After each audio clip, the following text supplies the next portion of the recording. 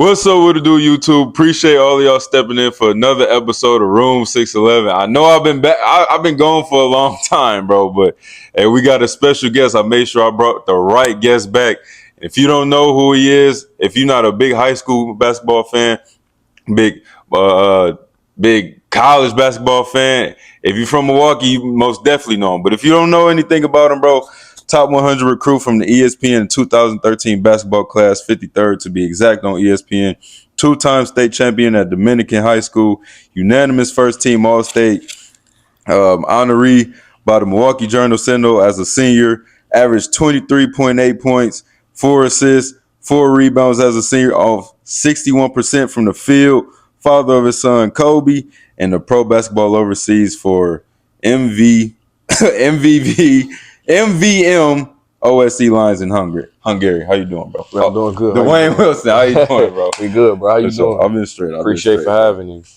Like I said, we talked a little bit before the podcast, though, but, just to, some people concerned, how your mental been, bro? Man, it's been good. Can't really complain about too much. I'm happy to be home around my son and my family. So, it's always good to be back home around that love. I've been gone since last August, and that's 9 months. Yeah.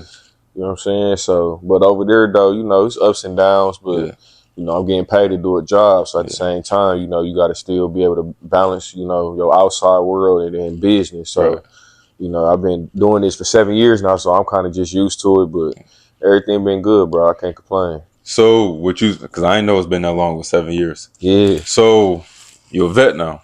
Basically, yeah.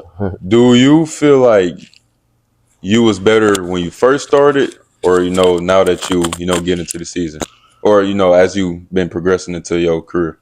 I feel like I always just get better with time. Mm-hmm.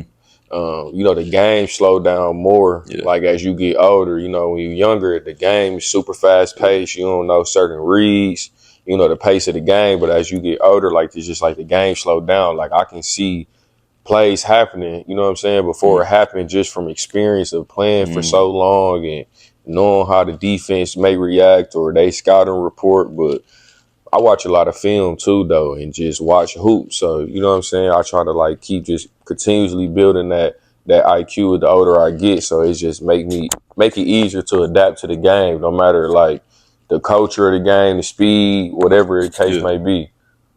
So as far as film, when you watch yourself, what is something that you like, okay, like this might be how they attack me for the next game, but I'm a figure out a way to attack them back. What proper steps do you take in order to make sure you 2 steps ahead of their coach and their team?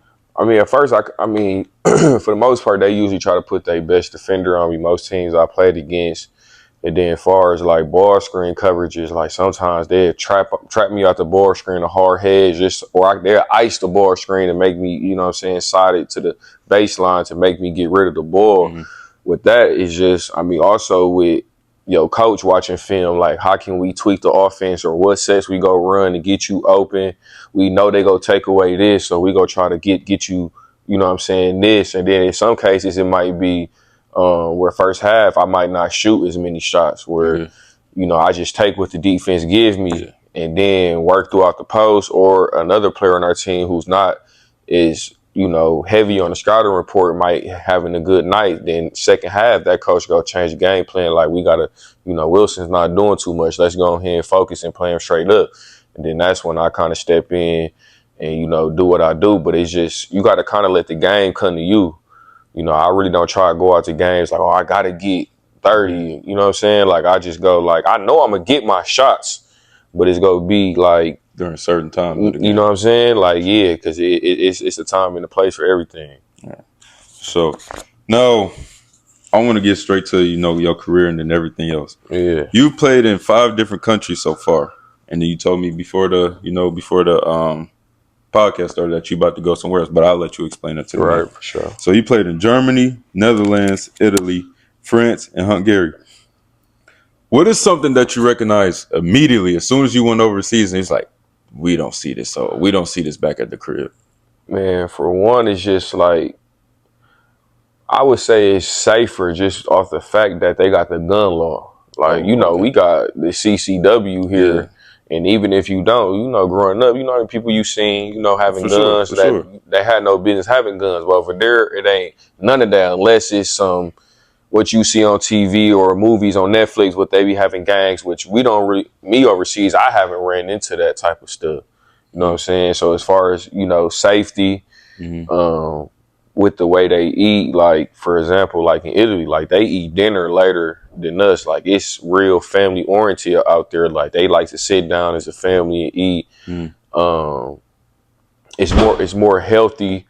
It ain't too much like, we got the hot sauce and seasonings They and don't got all whatnot. that diet and all that type of stuff You know over what I'm there. saying? And you would think, because like my first thing, you see all them people smoke cigarettes over there. Yeah. Like even the younger kids, they go to the Facts. club, they smoke Beer, cigarettes, all of that. all that. And you would think they, super unhealthy, but like, we eating all this stuff. We don't know what they putting in the ground beef, ground turkey, or whatever you may eat. Like, they injecting and putting so much stuff into ours. All theirs is natural sources. Like they getting their stuff fresh off the farm. Probably somebody in their family are like farmers. Like where I was just at, the trainer on our team, he had his own farm. Like he produced his own milk. He drinking straight milk from his goat.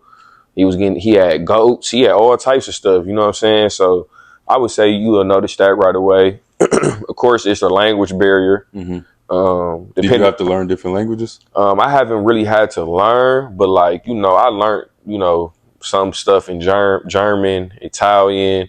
I feel like if I would have went back to Italy, I would have loved to learn that language because it was close to Spanish. I took Spanish in high school. So their Italian and Spanish is very similar, like in their words and stuff like that. So, I picked up on like few words here and there, but for the most part, though, people would speak English. But in like Italy, France, and like some of the places, it was like minimal English. You know what I'm saying? You just kind of had to either Google Translate, you know what I'm saying? Like, or kind of use my hands, like I'm trying to, like that, and then vice versa. So, but it's a cool experience, bro. Like, you get to go different countries. For me, it's been a journeyman. Like, I don't know where I'm gonna go each year, and I've been going to different places. Germany was the only place I went twice, but I was in Frankfurt the last time. Then the first year I was like near Munich.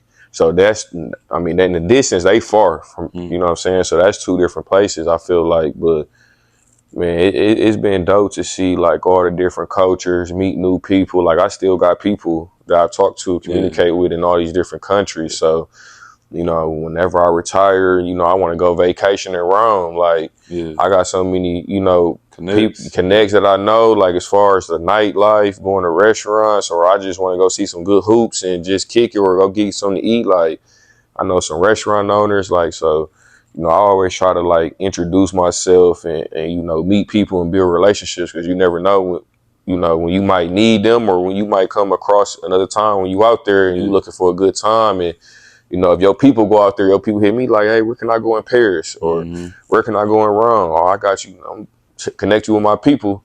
You know what I'm saying? Something like that. So, man, it's been dope, bro.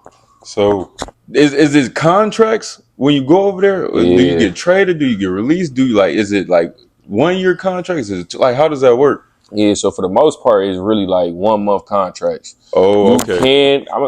You can sign 2-3 year contracts, but it all depends on the team. Like most teams, they expect you to keep trying to move up and level up and, get more money, go to different leagues.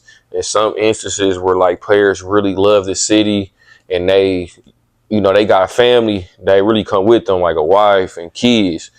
They'll try to find places where they can be like 2-3 years, you know what I'm saying? Because they comfortable where they at. But so far, when I was in Germany, I signed a 1+1 contract. So if we won that league, we was to move up, and then I would have had a guaranteed contract for the next season. Oh, okay. You know what I'm saying? So sometimes dudes assign contracts like that when the team is trying to move up from second league to first league. You know what I'm saying? So for the most part, though, I only been signing 1 month not 1 month, but 1 year contracts. I just signed in Uruguay, and it's like all the teams is, the name of the city is Montevideo. So like it's like a kind of like an island at the bottom of South America. So like all the teams is in that area, 30-minute drives. You know what I'm saying? So like when you get to spots like that where it's like vacation towns, them is usually leagues, dudes will be like, I probably got like 3-4 more years left. So like wherever I go, I'm trying to make a home out of it where I can just continue to come back every single year, and I know what I'm gonna get out of it. I know where I'm gonna be living at. I know the people. I know the organization. You know what I'm saying? They know me. All right, hold on. Right. I want to ask you something based off of that. So while it's on my mind, do you go to different countries because you're not really comfortable where you at, or it's just like it's what? Why do you go to different countries? So far for me, it's been on some level up. Like Okay. I've been trying to get more money. Yeah. Tap into new markets, tap into new leagues. So far, I only did Europe. Uruguay's in South America, so that's a whole nother market. You know what I'm saying? So FIBA is all the countries. You know what I'm saying? But then you got Europe, you got the Middle East. That's a league in Africa. Then you got the South America, which is Mexico, Puerto Rico, all those different leagues. So it's different styles of play based on the area. You know what I'm saying? So far I've been in Europe. Europe is like the most common place that dudes will go when they go overseas, you know. And then it's like, you keep building up year by year. Euro League out there is the top league. Like that's like the NBA.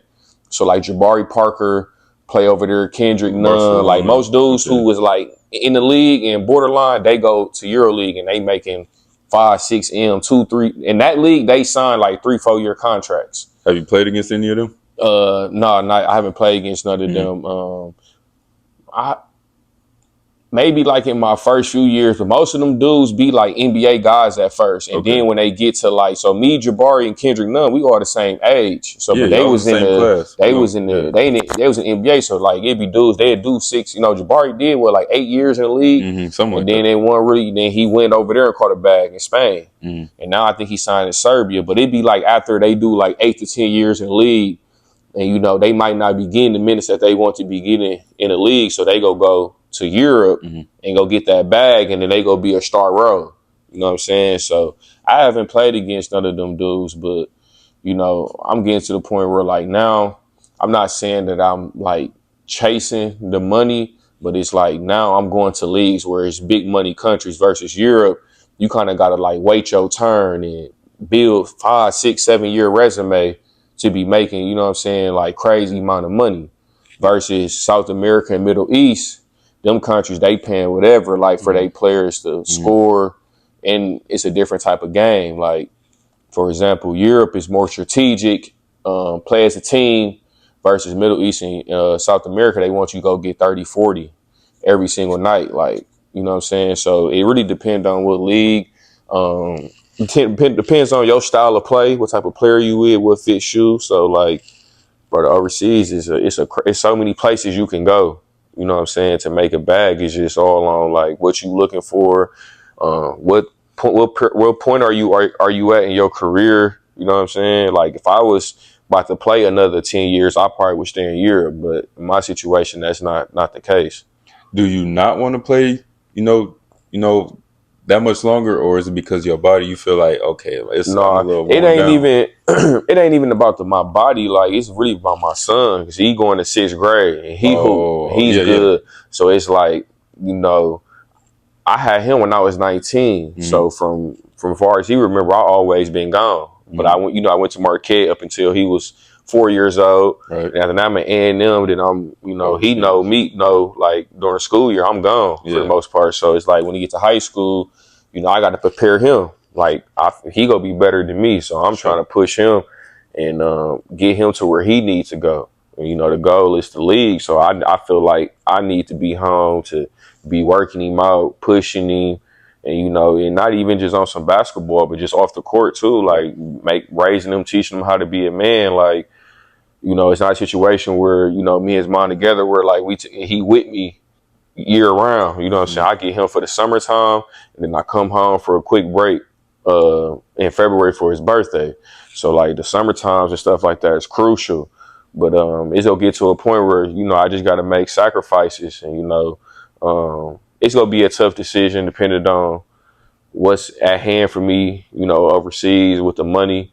And then, that's why I'm working on life after basketball. So it could be a smooth transition where I ain't got to be worrying about how I'm going to make some money here and there and I ain't hooping no more. You You know what I'm saying? So that's why I'm game planning now, figuring out what I want to do. But yeah, it ain't got nothing to do with my body. Cause I feel like, I take care of my body, stretching, doing stuff, lifting.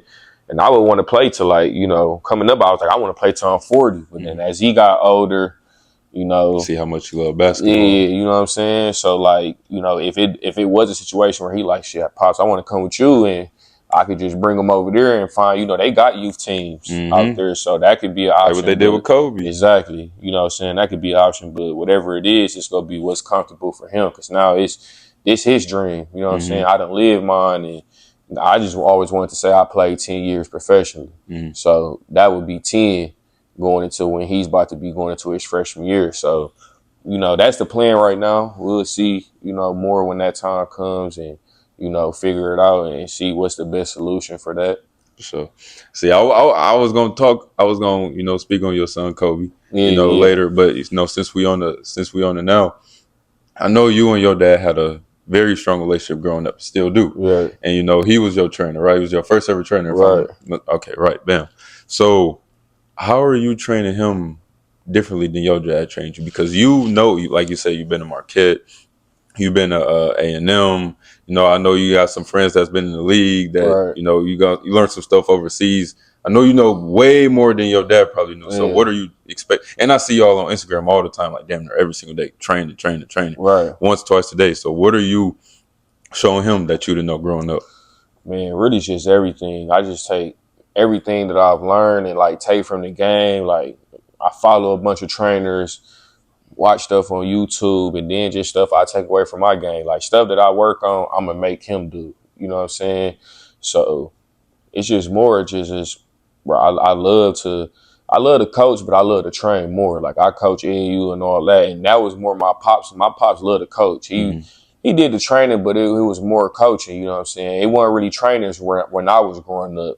And that was a different time. Like you hooped, like you go to Lincoln, McGov, or Boys and Girls Club, whatever it Facts, is, and yeah. you just hoop. Now, you got, they got warning and stuff, but it ain't too many just leagues for them to hoop. Nowadays, kids train. Right. You know what I'm saying? A lot, but like I like to mix both. Right. Because you go at the end of the day, you gotta do the moves you training in the real game to see if it really worked. You know what I'm saying? So that's how I try to like incorporate my workouts. Like, cause I know before when I was doing the training, I would do like mainly group workouts, and now I want to do individual because it's hard trying to pay attention to multiple kids. You can't really just in sit an hour. You know what I'm right, saying? yeah. Because what if this kid needs to work on his left hand, but this kid needs to work on his jump shot? Like that's two different tasks you got to try to complete versus, all right, I'm going to do an hour with you. And that's what my son, like now, it's just like me and him. Sometimes I do a group workout and have him work with some people, but like now I just want to focus on what he needs to work on.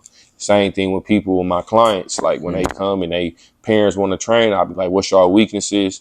Okay, let's attack that and let's work on that and continue to build. But like when you got a group, it's cool to do that because then you can see yourself against your peers, and also it push you to like go harder. But every workout you doing, you working out in group, you really ain't getting better because you're not getting all the reps. You working out with 4-5 people, you sharing the reps versus when you working out with yourself, you messing around, get 200, 250 reps up.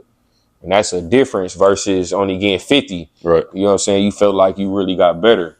And that's one thing I just learned from myself too. Like I used to always like work out with big groups, like, 3-4 people, which was cool.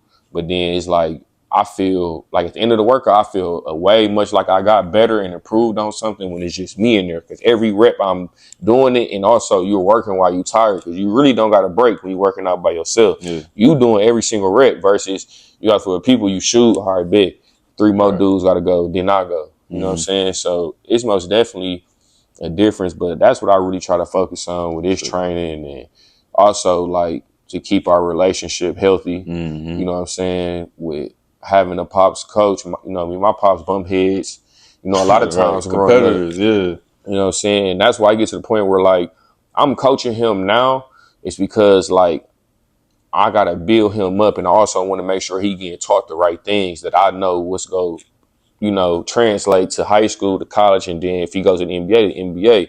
Like I know, Winnie, you know what I'm saying? Exactly. Speaking to existence. Like I know what it takes to get there. I be around it. I was close to it. You know what I'm saying? Now you got anybody kind of coaching. It could be one of the That's dads true. who ain't never hooped before. Facts. Or somebody that, you know, say they love basketball and they never really played it. Like, I don't, nothing against them, but I don't want them coaching my son. Like, Right. when I can do it, you feel me? And teach him and give him the game the right way. Now, when he gets to high school, I'm cool. Like, I just want to sit back, be a pops, record, talk shit in the stands like Melo, be with Cayenne. Like, that's to the point where I want to get with it, where I ain't even coaching. I'm behind the scenes doing the training with him. Like, all right, you ain't do this today. Like, let's go back in the gym and watch film and, you know, work on that.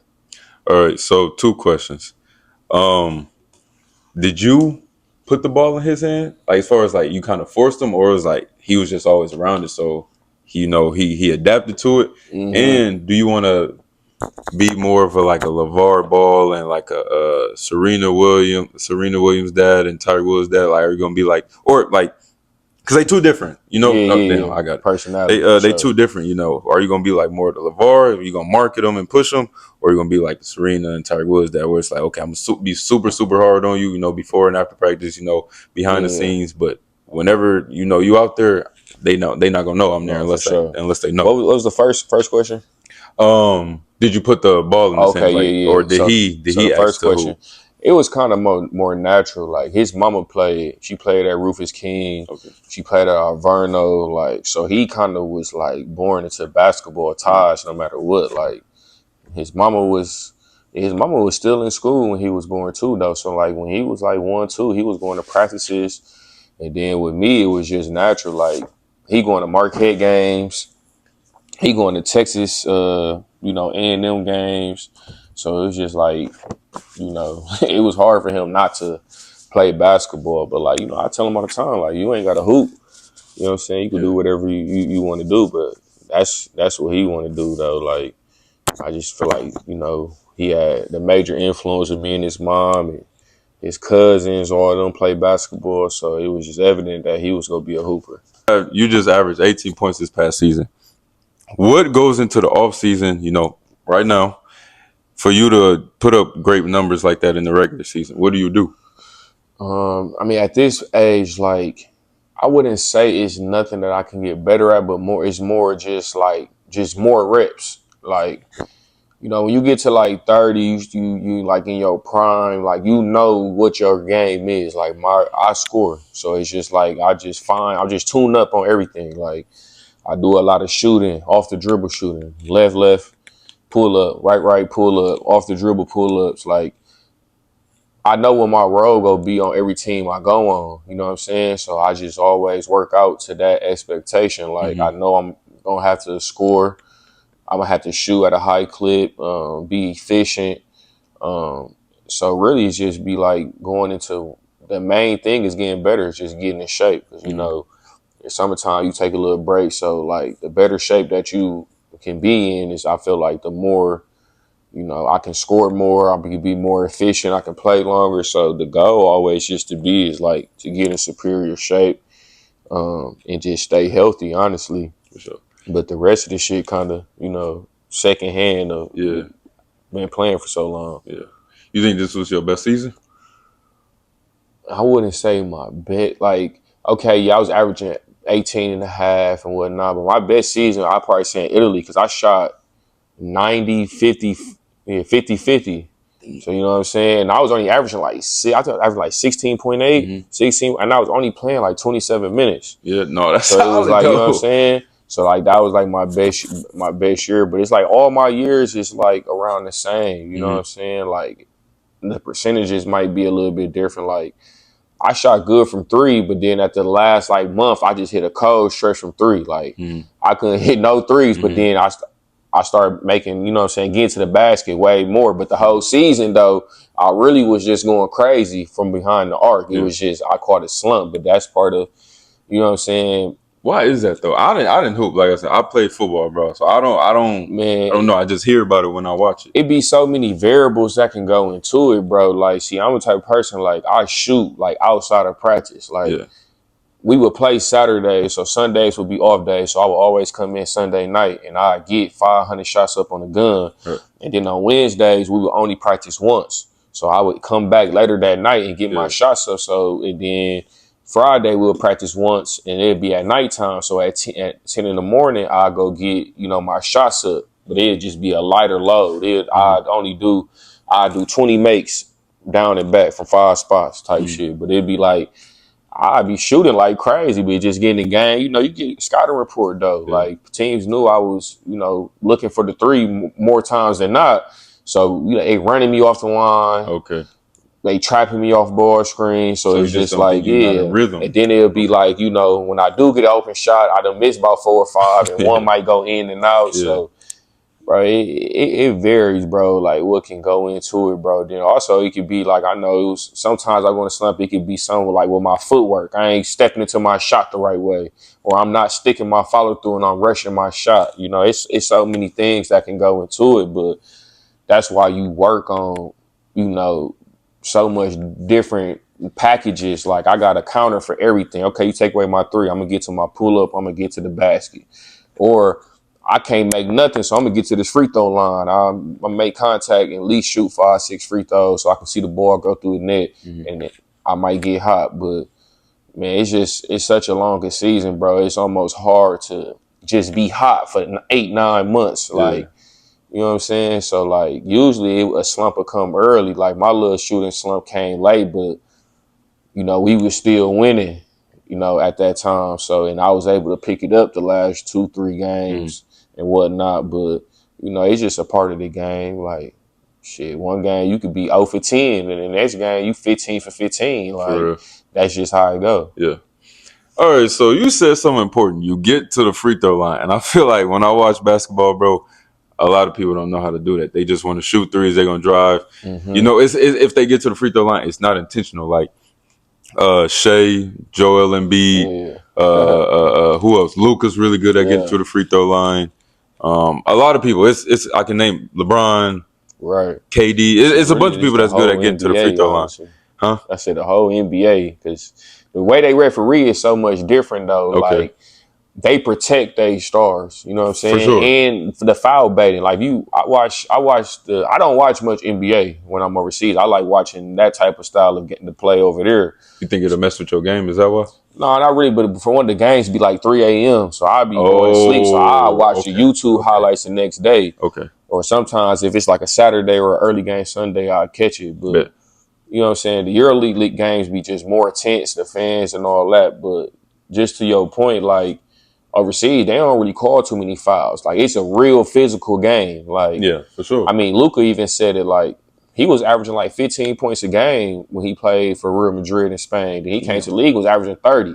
Because for one, like, it's a defensive, like in the league, can't nobody sit in the paint. Overseas, they can put a big person in the middle and just sit there. Ain't no 3 seconds. In the NBA, you can't do that. Right. So, like, you get past your one defender, that's a dunk every time. Overseas, man, you got to go through literally a whole defense, and then they picking you up full court. In the league, you might see a few dudes, Jaden Daniels pick up full, a few dudes here and there, but every team is picking up full court for 40 minutes. You know what I'm saying? So it's just a different, intensity. And then, they call little touch fouls overseas. Yeah. You can hand check over there, can't you? Man, pretty much. Like, you really can do whatever you want. Like, some refs will call it, but and some of them refs ain't getting paid, crazy amounts. You know what I'm saying? So it's like a passion. Like, so, and it ain't no, like, here, the refs are getting, like documented. You know what I'm saying? If you do a good ref job, you go get the chance to ref in the finals. It is like that, but they not getting told, like, that wasn't a good call. You need to work on that, like, versus here. In NBA and college over there, they muddy the game. They might not. It's super physical. Like, if you over there not lifting weights, you go. I was just about to ask you. It's gonna be tough for you over there. Yeah, I was just about to ask, because you got way bigger since you was in high school. I mean, obviously you was younger then, but is that the main reason why you got you gained some weight? Yeah, for sure though. Like, I mean, man, some of them dudes don't even be like super skilled. They just be super smart, super strong. You know what I'm saying? If you strong and they let you be physical, you can control the game that way. Like, so of course you want to get strong and take those bumps, and then also just take care of your body and injuries. Like, a lot of people be getting hurt because they don't lift enough weights. Like, you gotta keep having getting them muscles like stronger, and you stretching, working on your mobility, working on your feet. Like, all that type of stuff is like an everyday thing of working on your body and getting stronger. Because the stronger your body is, the less it's gonna break down. But you ain't lifting weights and you ain't putting no, you know what I'm saying, no durability on your body. So when that wear and tear get to come in, your body weak, your body go break down, and that's when all the back and ACLs and Achilles and all that type of stuff start happening. You know what I'm saying? So you got to take care of your body and lifting weights.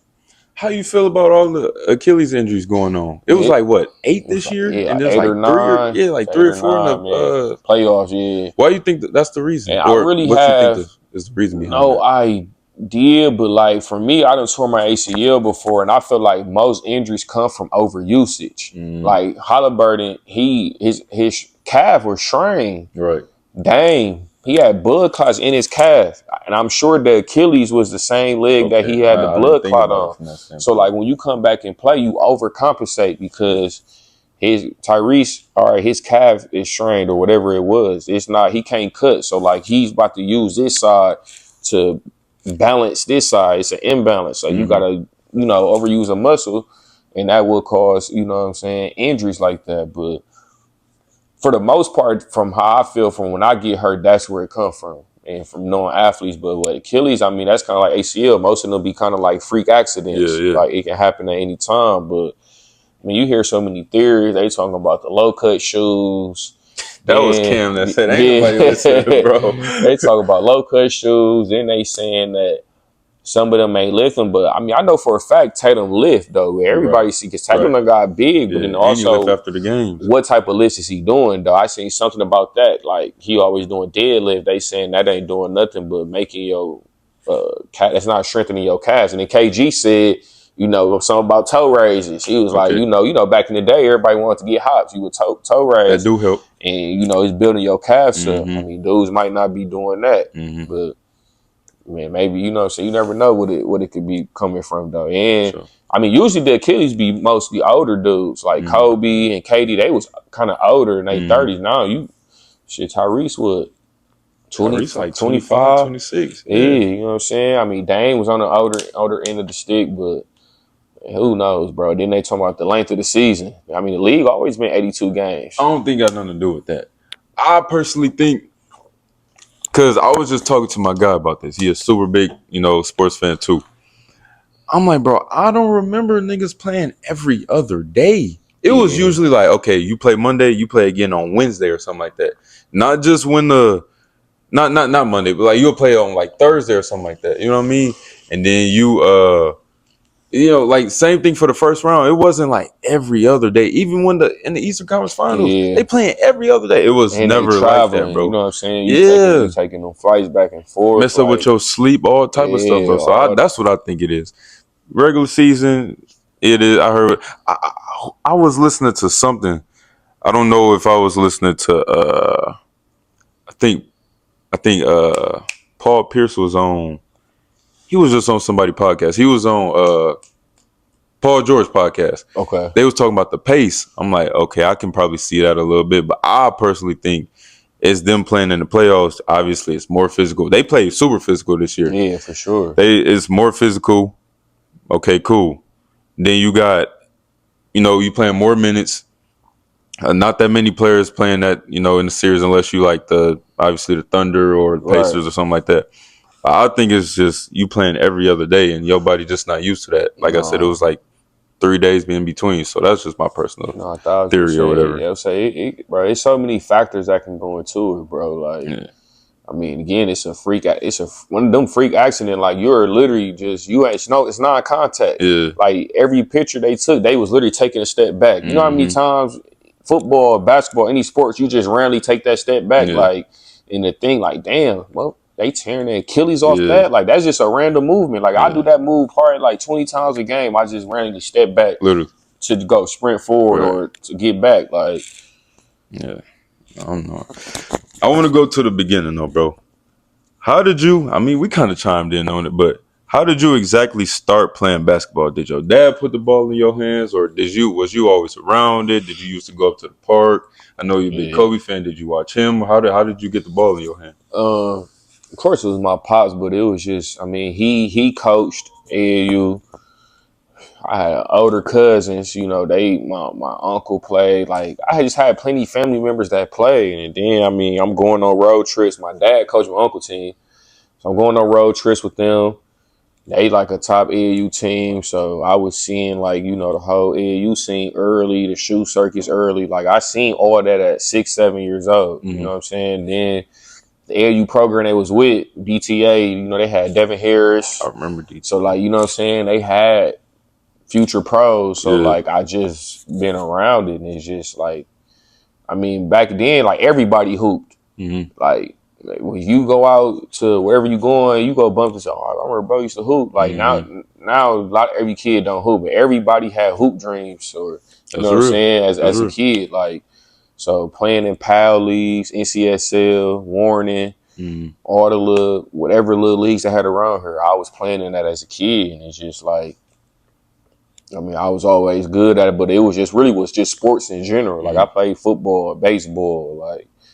I was really good at football in middle school, and then I just really started seeing, I was better at basketball, and I liked basketball more, and I leaned towards more of that. But I was just an athlete, and that's just, my dad's side of the family. Like, the women on that side, they all play softball or basketball, and, so I come from them type of ties like that from my family. Would you want your son to play a lot of sports? Because, they usually make the best athletes. Yeah, but he play football now. Okay. So, like, he be killing the football. So what position he play? Running back, receiver. Sometimes they have him play quarterback. So they just be kind of have him, like, all over. But I'd say to, like, a certain age, I want him to play. Yeah, for sure.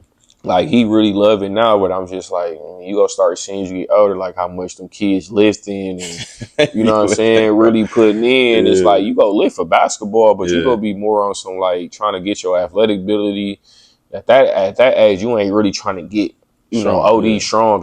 But football, they trying to get OD strong at 15, 16. So, nowadays, like, you don't really have too many two-way people. Like, some kids do, but, they kind of, like, figure it out 7th, 8th grade. Like, I'm going to stay away from that. Especially, like, basketball and football. Football, you got the concussion. There's a lot that go into that, you know what I'm saying? And most parents kind of sway their kids from that, unless they like, my kid got a real chance at the NFL, but we finna rock this out. So, but I do like the idea of him trying different sports, because it do go hand in hand when you're younger. It teach you that's what made me, like, super aggressive. And you're not scared of contact playing football. You know what I'm saying? So I took that edge to the basketball court, and that helped with my toughness. So. How did your dad push you when you was growing up? Did y'all wake up and get up 1,000 shots and then stay after practice? Or I even heard, Mike Thomas, the football player, he played for the Saints. He said during recess or during lunch, he would go get some catches in, and then he used to walk around with his hand strength and stuff. So how did your dad make sure that, okay, I see how much you want to play this, but this is what you have to do in order to get to this level? To be honest, it was like, he would just make me hoop, and I always played against older kids. So it was just like, it wasn't too much working out. All right, when I got to middle school, we'll have our team workouts, and we'll just be in there going through the cones, go between legs, pull up, like, doing plenty reps. But, like, it wasn't like, during that time, I don't think nobody really was doing that. Like, we'll get shots up, do shooting. You know what I'm saying? And I ain't really start training for real until, like, 8th grade. I was working out with this dude named Mike Lee and Luke Meyer. I started doing, like, some training. I trained with them in high school, but it wasn't an everyday thing. At Woodlands? They eventually moved to Woodlands, but we started at St. Eugene over here on, like, Port Washington Road. Okay. And then they moved to Woodlands, and now, Luke Meyer running now, but he been running for some years. He out in Brookfield at this little warehouse gym.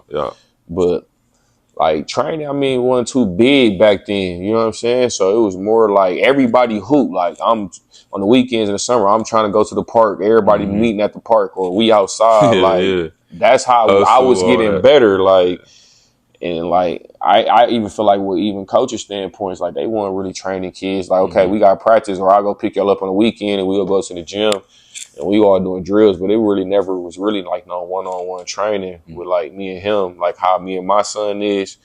It really wasn't that, but that wasn't, he made sure I was hooping all the time. I always played in some, or I was playing with the older kids. So I mean, at the end of the day, I feel like hooping, like you can hoop, you don't really need to train like that. I mean, you can just get shots of reps of shots, but hooping it gets you in shape, and then it's you really can test out. Like you can't. I mean, cones don't got feet. Cones can't move. Mm-hmm. You know what I'm saying? The game with defender moving, so like you can do all the cone drills you want. That ain't gonna really always improve your game. Yeah.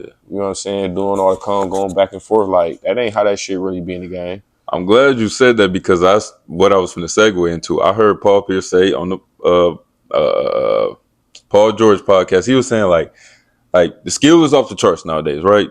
But he said a lot of people aren't creative when they hoop because everybody is training and everybody learns the same moves. So he's saying like, with the Jason Williams back in the day and with it's a bunch of players. I can't think of nobody else off the top of my head, but it's just everybody looks the same way. Everybody gonna do the Euro step. Everybody gonna do the in and out, and then snatch back and all that type of stuff. But what's your take on that? Do you think everybody kind of hoop the same and everybody got the same moves, or even though the skill is off the charts nowadays? I feel like everybody do got different bags. I mean, for instance, like you got Jamal Crawford, his wiggle different. Like he got like you know what I'm saying? He coming at you, but he like hopping, handle. Then you got like Kyrie, who would like, bro, skill set is crazy. Like, you think he's the most skilled ever? Oh, for sure. We ain't seen nobody 6'2" and under finishing on you know Wemby and KD and everybody. You not taking the ball from you. Yeah. Like, bro's a real life wizard on the court, like you said, like real true basketball savant. Like, then you got like KD. You know what I'm saying? We weren't seeing 7-footers on the perimeter. Like, imagine having to and KD really don't even need a bag because he can shoot over the top of you. And he said in the interview, like with Bron and Steve Nash, he was like, when he first came to the league, he didn't like going left. He was like, I just shoot over the top of everybody. Yeah. Like, I ain't got to do all that. But I wouldn't say everybody game is the same. Like, yeah, everybody trying to go hit you with a Euro side step, but it's like, man, I think it's different styles to it. Like, you got some people who straight downhill drivers. Then you got some people that got wiggle that can, they got a bag counter for every move, like Kyrie. You got mid-range savants like DeMar DeRozan, who working out 15 feet, shot fake footwork, on some Kobe. Then you got SGA. You know what I'm saying? Like, I wouldn't even say, because everybody got different bags. You got Joker give you triple doubles, and I think you're talking about the younger guys growing up. Man, maybe because I feel like everybody trying to put their style to like certain players. Like now, all the kids want to be Ant-Man. True. Like my son want to be like LaMelo Ball. Yeah. You know what I'm saying? So that's what they seeing. But then also, I mean, it could be blamed with the trainers. Like what the trainers teach them. They the ones who their parents is spending thousands and dollars a year. Yeah.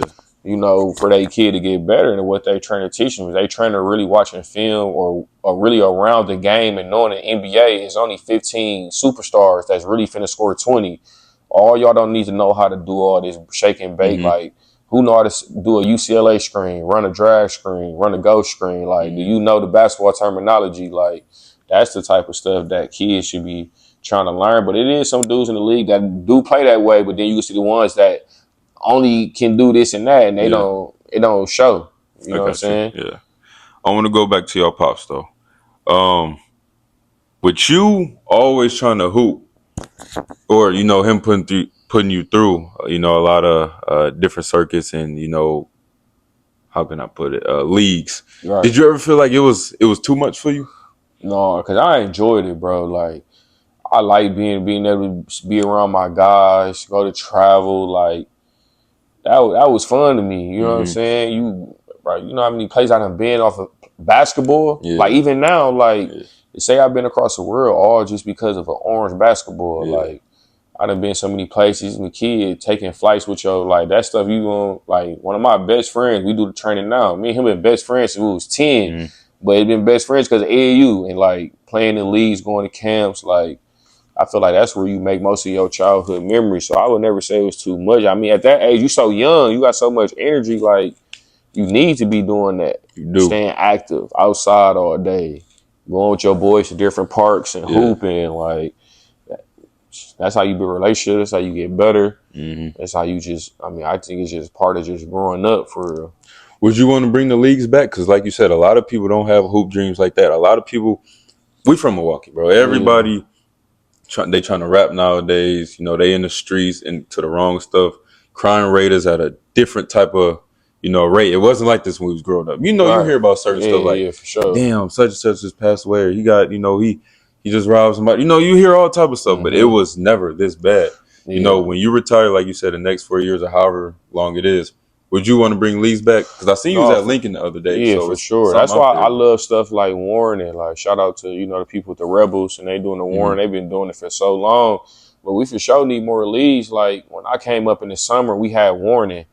During the fall and winter, we had NCSL and PAL. Like, man, I had so many battles and memories from, like, you know, me and Enrique and Dare, her brother, we played on the same PAL team. Okay. When we was younger, we were like undefeated. And what's crazy is like I knew Enrique was cold then. It was just like we was like the same age. And it was like now to see we older, it's just like there was so many kids that was talented at a young age at them leagues when you look back at it. But now, like, you really don't got that. Like, I mean, they got, like, you know, WYBL suburb stuff, but like in the heart of the city, like a PAL, we had like a PAL here and stuff like that where all the kids going, like, from the time you really can hoop. Like, we had more of that for sure. And even just like the Boys and Girls Club, I'm a man big on Boys and Girls Club. I went to Hillside Boys and Girls Club, grew up there. And like that's where I feel like I really got the most of my game from. Like we had dudes like, I mean, Larry Bradley older, he went to Tulsa East. Like we had real life dudes that was cold at the Boys and Girls Club. You know what I'm saying? I'm going to see them every single day playing against them up there. You know what I'm saying? And it's stuff like that though, because a lot of the dudes that I know when I got older that was in the street, when I was younger, they weren't in the street. They had hoop dreams and they was at the Boys and Girls Club with us. I take my son up to the Boys and Girls Club, and there ain't too many kids up there no more. Like the Boys and Girls Club used to be cracking, like all the different. I wanted to go, bro. I just we couldn't afford it. Yeah, bro. Everybody we used to go to a Boys and Girls Club, bro. Especially like if you went to the one that's in your neighborhood, you know, that's where everybody meet up. Y'all going on field trips, not even on some basketball stuff, but y'all going on field trips, going to Skateland, State Fair, Summerfest. I know we for Hillside, we used to go to the Boys and Girls. I mean, to the Bucks game. They used to be giving us tickets, and we would be able to go.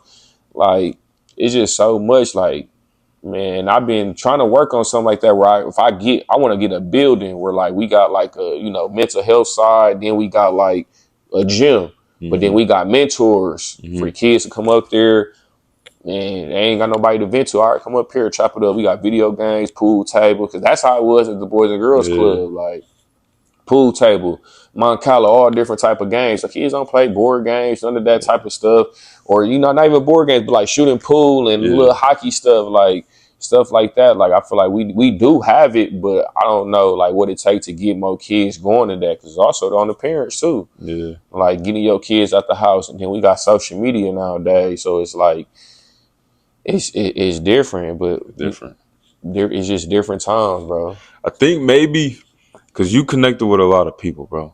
So maybe if you get the right type of people, you know what I mean? Like around it, sure. like, okay, you see, I don't know if you still talk to D Stone or, you know, Looney or, you know, whoever, bro.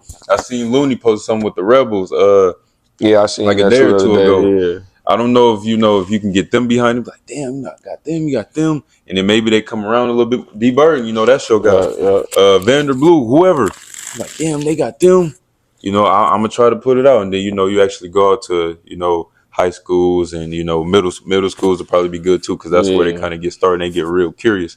So maybe if you try it like that, you know, you probably could, but I definitely think it'll be good for the city though. No, yeah, something like that most definitely would be good for the city, bro. We need more, you know, positive stuff for kids to do, man. Like, you seen these kids want to be YNs, 12 years old. You know, that's a big thing where I be coaching and bring the boys around me that I got. But, you know, you can't help everybody though. But the times we living in, it's just different, bro. Like, I used to be outside from sun up to sundown, like in the inner city though. 15th and Capitol, 56th and Hampton. Man, I'm not letting my son go outside if I live in 15th and Capitol. Like, that's why I move where I moved at. You know what I'm saying?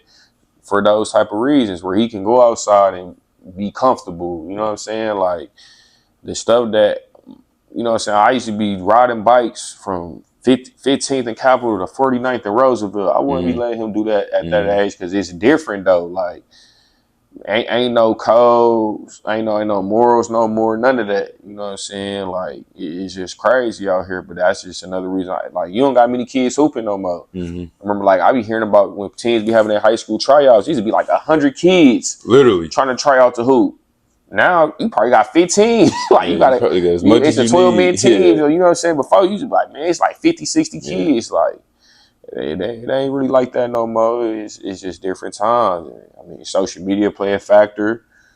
You know, parents. You know, a lot of kids don't got positive. You know, Male figures. yeah, male figure, female figures, whatever it is. Grandparents. Like all that. You know, a lot of us had solid foundations. We had uncles. You know, older cousins. Like it's just, bro, it's real life. Just a different time. Like I already. You know, I wouldn't say there ain't no way to like solve it, but it's just like what direction to go with it. Cause I feel like it's a lot of people trying to swing in a different direction, but it takes two. Like, you know what I'm saying? Did you have to try out when you was in high school, or like they just made like you knew you was on Dominican the team? did have tryouts, but like they kind of knew who was gonna be on the team. You know, it'd be more of a tryout for like the last few spots on the team. You know what I'm saying? You kind of know who your starters or your big time players gonna be. So you ain't had to try Dominican out. Oh man, that's so long ago. I don't even know we even had. You know, we had open gyms early on, so he kind of could see. All right, you go be on JV, you go be on VAR, whatever the case was. But we ain't really had too many trials like that, Dominican like that. I heard on one of the podcasts that I was listening to that you was in, you said your top options was Tulsa East, King, and Dominican. Obviously, you went to Dominican, but why? I ain't even want to go to Dominican for real. Mom and dad wanted me to go there, but it was just a good school. They also had good basketball though, like before me, like Kwame Mitchell, J.R. Blunt, Showtime. Like they had a lot of good guards come out of there, so it was like a guard factory. You know what I mean, so was King, and my thing was I just didn't want to go to like no private Catholic school. I went to Brown Deer, so that's just a public school. You know what I'm saying? So that's a whole different ball game. We're in uniforms, but in the end, though, it probably was the best decision for me, though. Like academic wise, it prepared me for Marquette and for college and all that. Like a lot of stuff I probably wouldn't have known if I would have went to.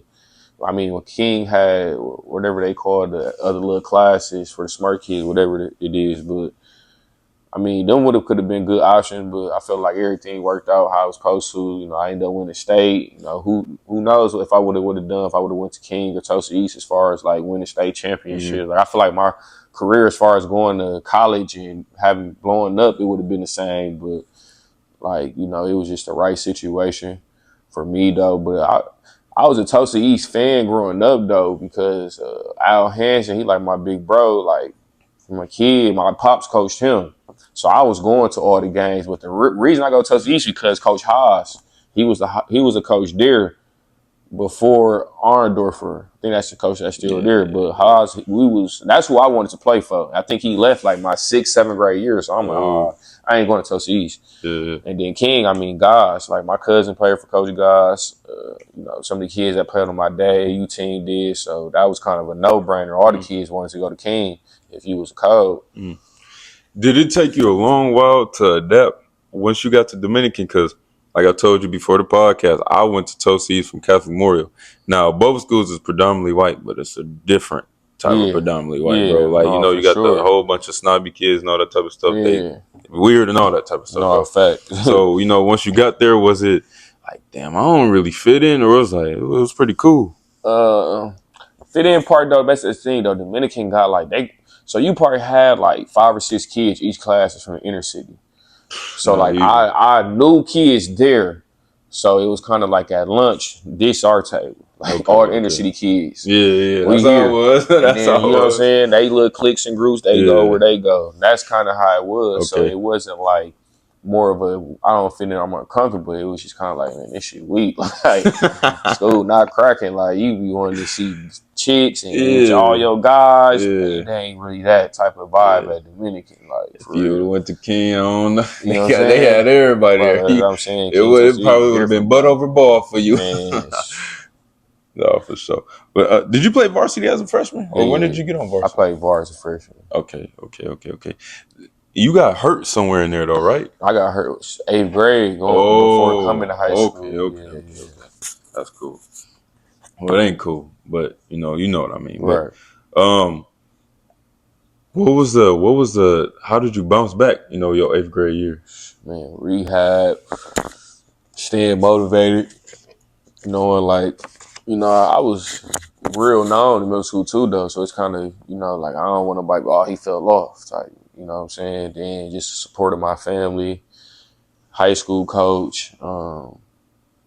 Like, I mean, it wasn't easy for sure because I still was battling with that injury my freshman year. Like, I ain't really get healthy till my sophomore year. So it was just, I mean, at that time, you so young, you chasing your dream. Like, I'm going to do whatever it takes to get back on the court. But I think it was good for me, like, as far as, like, going through some stuff, adversity at a young age and having to push through. So that perseverance and knowing, like, to fight and keep going, like, I built that early on. I got you. You and Diamond Stone helped Dominican win y'all second state championship ever. You know what I mean? I know I seen y'all won in 2005, and then y'all won in 2013 or 2012. They won that one. Man, Dominican got plenty state championships. Like, yeah, but I think majority of them came after, right? Or no? nah, before that Dominican real? been a powerhouse. They won it. Man, I was just looking at it. It was like 04, 05. It was from like 1995 to 2005. Dominican was running shit. And then like 05, after that last class, they was good, but they weren't winning until we came. Well, until what was that? 2014. No, 2013, 2012, 2013, something like that. It was a 7-year gap. But like even now, it's been like a 10-year gap or something like that. But before that, Dominican was a powerhouse. Like, I did not know that. Yeah, that was amazing. I mean, everybody kind of had Dominican on their list though. Like all the top hoopers, like for sure. Like even kids from the city Wallaceon was trying to get everybody the inner city kids. And that's how he had Kwame. Ray T played at Wisconsin, playing the Big Three. Like, he been having D1 kids there. Yeah. He just was getting them inner city kids and then mixing them with the kids he got. He was recruiting. Okay. My class, we brought in 5 kids from inner city that was top AAU kids to Dominican. So each year he bringing in like 5 of them. Okay. Yeah, no, I didn't know that. I didn't see that when I was looking it up. Why you? Because y'all first season that y'all won the state championship, like I said, 2012, y'all was 27-1. Now that I think about that, why could y'all never beat Germantown, bro? Man, it's just really, we played them at bad times. For real? My dream when we played them, Diamond, that was his 3rd game. He's 14 years old. Going against Luke Fisher. Luke Fisher, a top junior. Like he was like that. If we played them at the end of the season, Diamond's a whole new player. Like, that's, you know what I'm saying? And that's what the game really came down to, was the Luke 7 foot, Diamond 6'10", you know what I'm saying? Yeah. 16 versus 14-year-old. He did what he was supposed to do to him. Yeah. And then, like, you know, we've been playing against Germantown for a minute. That little team they had been growing up for a minute, but it was just like they played us at the right time, the wrong time, right time for them, the wrong time for us. Like, they played us early 3rd season. You still trying to figure it out. Diamond was the #1 player in the country, but like this is his first high school big game. That motherfucker sold out. Yeah, and he had like dinner 3 fouls in the first quarter. You know what I'm saying? So it's just like they just caught it. They would have played us at the end of the season. We beat them. Okay. Then the next time we played them, that team, that's me. Like, I love all them dudes that's on the team, but that team, that's me and Diamond. You take one of me and Diamond at the game, most def. That's over with. Yeah. Again, Diamond was a sophomore. Luke is a senior. Luke top 25 in the country going to Indiana. Like, Diamond was going at him, but it's just like, and then you got Monte, his brother Brian. Like, they just was way deeper than us. And like, again, that's kind of what the divide of Dominican is like. Once the rest of them kids didn't play AAU. Like, they whole team was AAU kids, basically. You know what I'm saying? 8 kids, but the rest of our kids was just regular students. Oh, okay. That makes sense now, yeah. And, like, we ain't really have no crazy supporting cast. Where we had, like, the year before that, we had Jamal Taylor and Breon Jordan. Like, they was known hoopers in the city, play AAU. Like, you know what I'm saying? And that's why we was 27, 26-1. Okay.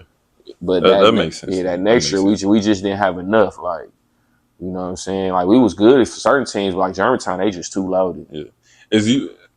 What you saying that, you know, it was you and D Stone, and then you said what, Breon Taylor, and then who else was it? Breon Jordan and Jamal Breon Taylor. Jordan, and then I said Breon Taylor. I think that's the one. That's the girl that on the damn on the WNBA. But is that why you think y'all was so special that year? Because y'all have more hoopers than regular students. Yeah, like we had more dudes that was ready for them type of moments, and then it's like you got 3 older guards, and then Diamond a freshman, so we kind of like molded him, like kept him under our wing. You know what I'm saying? So it was just like it for sure like helped him out a lot having us because we older. But then that next year it was just like you losing 2 senior guards. That 2 new guards I got to play with now. Like, and it was dudes that was my age, and I think one of them was kind of younger. So like them 2 new dudes that had never played on that stage. I got you. Y'all had some of the craziest games in high school. Mm-hmm. Like y'all games was so packed. What was that atmosphere like? Because that's what you dream about when you're going into high school, bro. Like being a big time player at your school, and then people coming in. As far as in the school, like I see you in the game last night. Woo, woo, woo. What was that like in high school? Man, it was lit, bro. I was taking full advantage of it though. I like the spotlight, and then just like, man, I got to high school, it was so much like, oh, he really can't do this, or he ain't. It was a lot of naysayers and doubters, you know what I'm saying? So like, even in the school, I used to be on not at our school, but just they Division 4, like it just was little people talking crazy. But like I just would use it as motivation. Like those sold out games, I'm like, I'm trying to go crazy. I'm trying to get as many dunks as possible. Yeah. Like it was like a show to me because I'm like, I used to tell Diane, as soon as you get the rebound, look, I'm gone.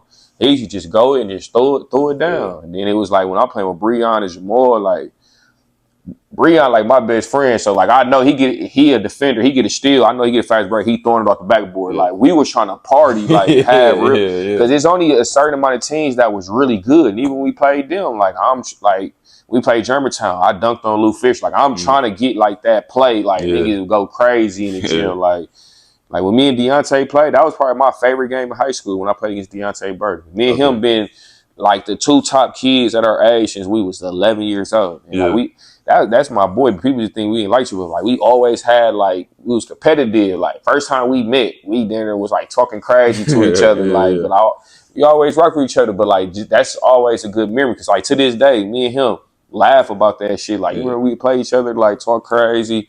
But like those are moments you live for. Like even playing against like some of my guys. You know what I'm saying? I grew up with like, remember we played y'all like. Man, that type of stuff be cool. And y'all sit back, like we had a barbecue the other day. We sit back talking about, I played my cousin down at MSOE Summer League and I dunked on him. Like we always get to talk about that. Like it be stuff like that, bro. So like, I know he's probably like, why you talking about that right now? He swerving down that he ain't jumped. He talking about he was in the picture, but he ain't jumped. Like, man, no, for sure. It be them memories, bro. That just be dope as you get older. But that's why it was good that I went to Dominican though, because I got to play against. That's one thing. Like we always played, even though we was Division 4, we played whoever was top. Like we wasn't ducking no smoke. No, like I said, y'all won in 2011, 2012. Then y'all went back to back. It's easy to do it once, but it's not that hard. I mean, it's not that easy to do it twice. Yeah. What was those practices like? Was they super intense? Was it just super detailed? Like, what was the practice like for y'all to go from winning one time to back?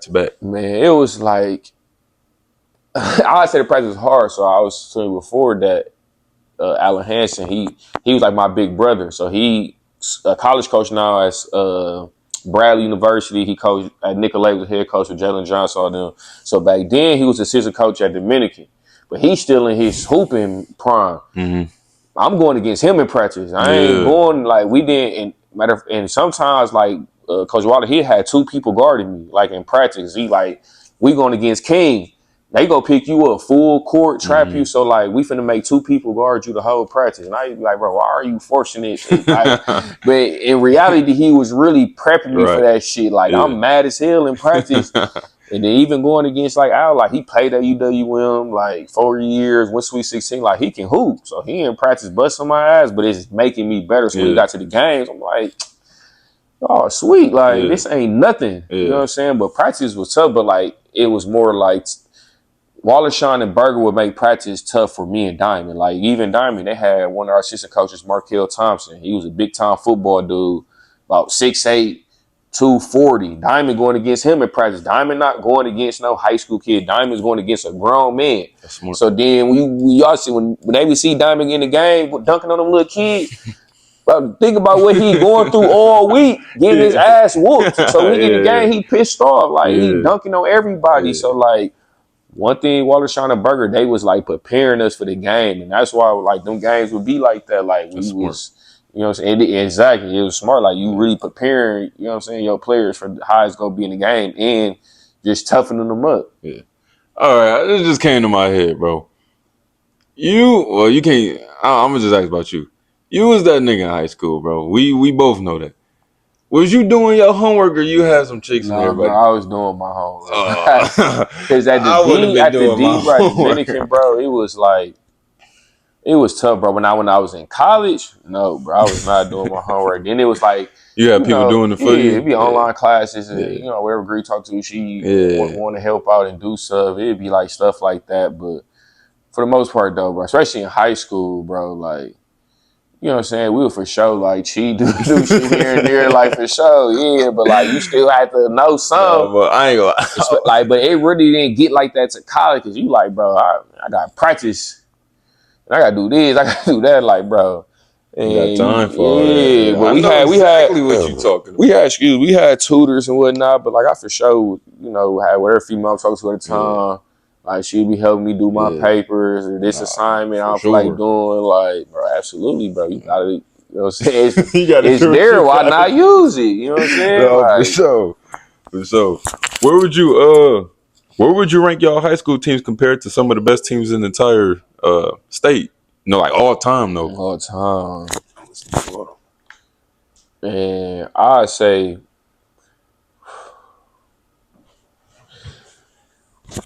okay, so that team, that 27-1 team, I'd say we like top 10. Because we really had other weapons there that was really good. Like, we had a 6'8" dude, Sam Starkey. He was a regular student. I would say regular, like, he could hoop. He was a late bloomer. Yeah. He started playing, like, AAU with us. I had another dude that was in my class, like, 6'6". Like, we had, like, role players. But, like, when they talk about dynamic duos, like 1-2 punch, me and Diamond top 5. I argue with whoever. Really top 3. I ain't gonna lie, I agree. Like, bro, I agree. It ain't been too many a guard and a big. Like, me and Diamond, real life had our own little play. Like, that wasn't a play. Just a play me and him did where I look at him and he'll do the little spin move and I throw it up and he'll dunk. Like, Diamond was throwing me lobs. Like, like, bro, his shit was like crazy, bro. His shit was literally like Shaq and Kobe. Like, and me and him had a real like connection like that. So the little bro to this day, like, we kick it, but like, I'm taking him to practice, taking him to school, taking him home. Like, bro was with me all the time. So like, we real life had y'all going to workouts together on YouTube and all of that. We had a real like connection. So like, on the court, it was just easy. I know where he was at. He know where I was at. So like, people be talking like, oh, dynamic duos. Like, well, nobody fucking with me and Stone, especially that sophomore senior year. His freshman year, you know, he was still getting his feet wet, but like sophomore year, like, bro, it was a monster. Even in the freshman year state championship game, Diamond had like a quadruple double. He had like 10, bro had like 20 points, 15 rebounds, like 10 assists, 10 blocks. Damn. Bro, it's some record. He got a record, bro. It was something crazy. And I'm like, bro, he just had turned 15. Damn. I'm like, bro, this is a baby, bro. Like, he was out there like that. I tell people, Diamond's the coldest big ever from here, ever. Yeah, ain't nobody fucking with Stone on some big man. I seen bros coming left, right, hook, footwork. He'd dunk on you. He could shoot. Like, he literally could do everything, bro. At 6'10". Yeah, like bro, it's crazy, dog. Damn, crazy, bro. Niggas don't know how cold Diamond still is. Like, he's a totally different player now. Like, bro can really dribble, put it on the floor now. So it's like, and he can still go in the post. Like, you can't stop that. That's hard to guard. For sure. Damn. That's crazy, bro. That's crazy. I remember all of that, but I don't remember the dribbling and all that stuff. I'm not dribbling like that in high school. This was like on some pro. You know, when you get to the pros, you start parade. You got to, you know, in the league change. Yeah. So he got to adapt to the NBA. So they started shooting threes most. So now he got to shoot threes. And one no. See, I feel like with Stone, like he really was kind of like before his time, kind of because like he was more old school, back to the basket. His pops are old school, so Diamond had good left hand, right hand hooks. He was real fundamental, drop step, spin, all that. But then when he got to the league, the game was changing, bro. Like Biggs is stepping out, shooting threes, putting on the floor, bringing the ball up. Joker, you know what I'm saying? And even Blake Griffin, like they point forward. So like he had to adapt. He adapted though. It's just like the timing of it just wasn't right. But he one dude I seen like transform his game. Like bro could do everything, left hand and right hand. What other duos would you like put up there with y'all? Shit, Greg Brown, Boog at Vincent. They was like 0-1. They was cold for sure. I remember watching them. And I mean, you could say Dupree Fletcher and my cousin Jamil Jackson Wilson at King. Who else had some cold? It's so many damn duos because my era, and then I'm thinking back to the era I grew up watching. It was so many just like killers, like. But for sure, I put Boo Wade in GB. They top three. That was at Vincent. That other slot that I say, and that was a cold duo. Yeah, I really gotta think about that one because a lot of times it really wasn't too much of a duo. Like dudes had certain players That's what I'm saying. Yeah, but like just I feel like killers. I'm missing. It got to be somebody. I don't know, one of the Tulsa East teams, but man, it's been so many duos, bro. But me and Diamond for sure. Like if anybody had conversations, they got to include us in that, bro. Y'all gotta be one. We had games where I had 40 and he had 40. Like, that's 80 points. Dude scoring 80, 90. That's two players doing all the damage. Like, it really got like that some games, bro. Like, I was there. Trust me, I know. Yeah, so it's like, man, it for sure. Like, I say it was a lot of great teams, but when it comes to just, like, dynamic duos where you had two star, like, I'm top 40 in the country, Diamond top 3 in the country. Yeah. So, like, I had committed. So, imagine if I ain't committed to Marquette, bro, we would have had millions of coaches coming. True. Like media come in, like imagine if the social media, like how it was it now versus when me and Diamond was in high school. Again, y'all would have had to go to like the UWM center. Yeah, they wouldn't be playing that Dominican, bro. No, like, and if y'all know how small that gym was, you would have knew. Like y'all, like that Germantown game, they was finna have to. You know, they cut like people bought tickets but couldn't get in because it was so like, bro, it was standing room only at the point in time, bro. Them games used to be packed, bro. Like even a regular games used to be packed, bro.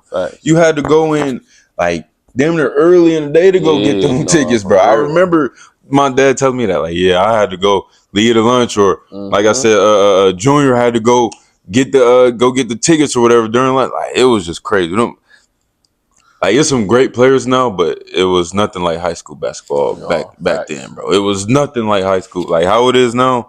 You know, a lot of kids going to prep, or you got Nicolay got some hoopers for sure. You got MSOE.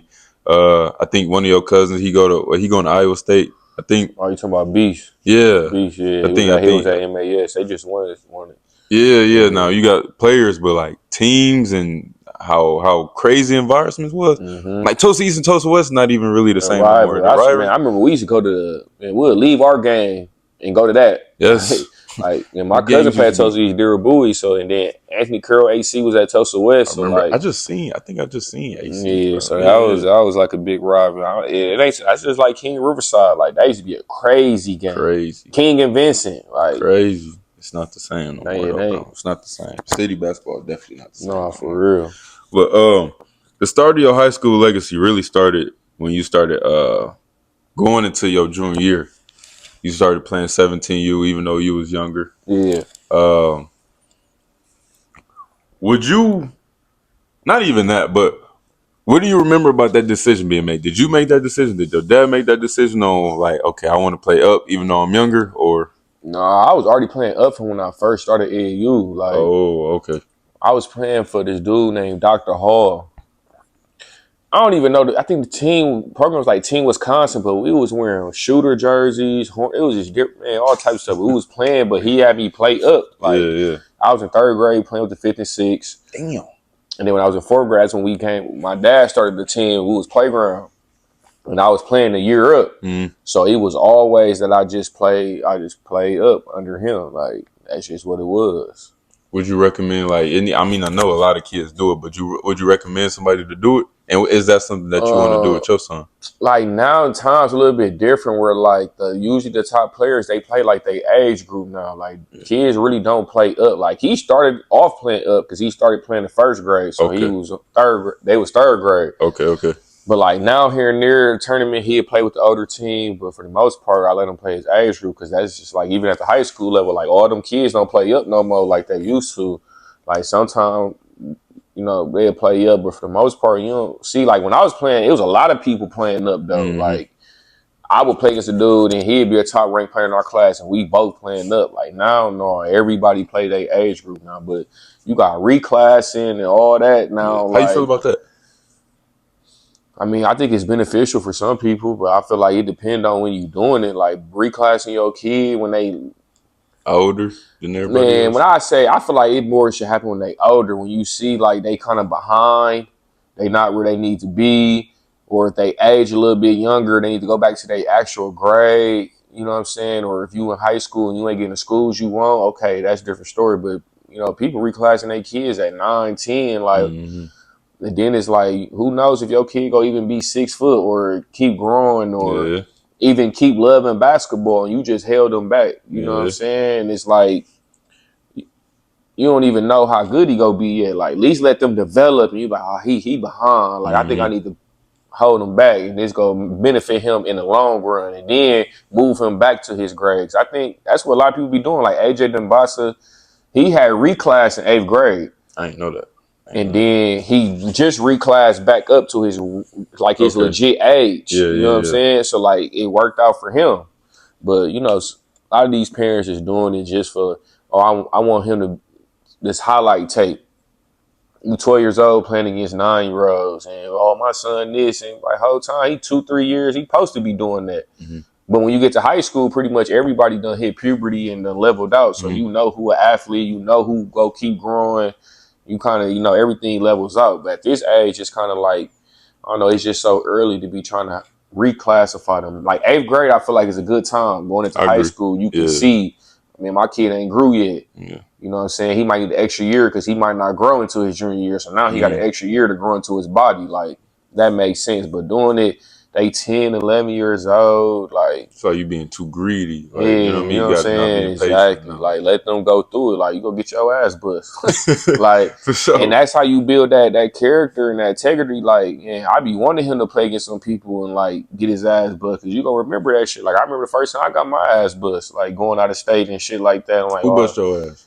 We played Indian Elite. They had... Them niggas was cold. They had Kevin Farrell, his name Yogi. We call him know who Yogi is. Yeah. They had Devontae Smith Rivera. He played at Georgetown. But they had like 6, 7 kids that by the time we got older, they was all D1. Like Trayvon Blewett, RJ Hunter. They was all on one team in 5th grade.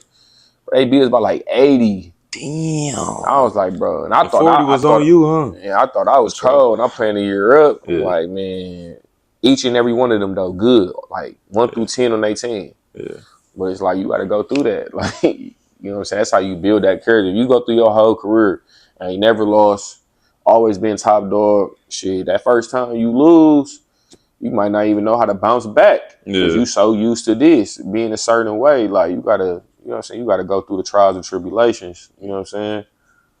What you think about AJ DeBasa and the rest of them? Because they got a loaded class coming up. You got AJ. AJ slick, though. I like his game. It's just, I mean, I don't really like to judge because of high school, because high school and college is a different ball game. Like, you playing against grown men. I think he go get off. But, like, for him, I'm worried about league. Is he gonna be able to get that off in the league? Like, he on some young T-Mac, PG. Facts.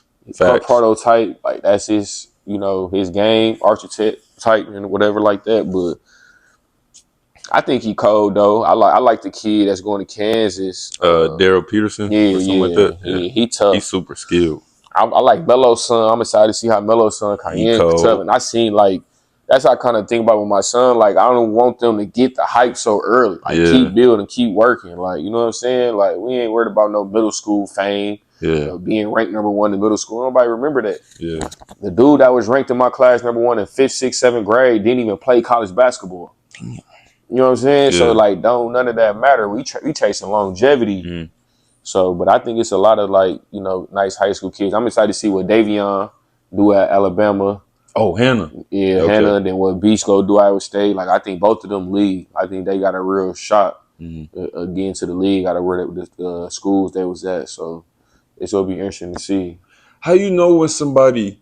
Because Wisconsin is a hoop state. You know what I mean? Plenty of people go to D1s and D2s or wherever for basketball.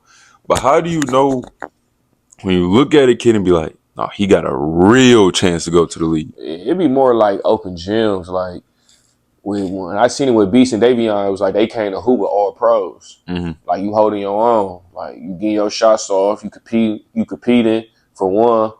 And then you just can tell like they motor, like they acting like they scared of the moment, or they finna try to go at you and like, shit, I can go. Like it be that confidence, and then just, they work ethic. I seen both of them and they was youngin', so I seen how far they done came, but I was just going over gyms and hooping with them. Like, oh shit, he got a real chance. He doing this at 16, 17. Mm-hmm. Shit, 5 years down the line, you keep putting that work in, and you already got that, you know what I'm saying, that it to you, like where you ain't ducking no smoke and you can play, like, oh, you got a chance. You just got to go to the right system in the right situation for you at that next level in college. Does it disappoint you when you see people have like a bunch of talent and they just don't do nothing with it? Oh yeah, absolutely. I mean, you see that. That's the everyday story. Like, Yeah. you know how many dudes I know grew up with who was cold, had real life chances, ain't make it because they ain't put the work in, and it's just like, I mean, I think that's just a part of the game. Like, I mean, even at the league now, you see a lot of dudes who nobody knew.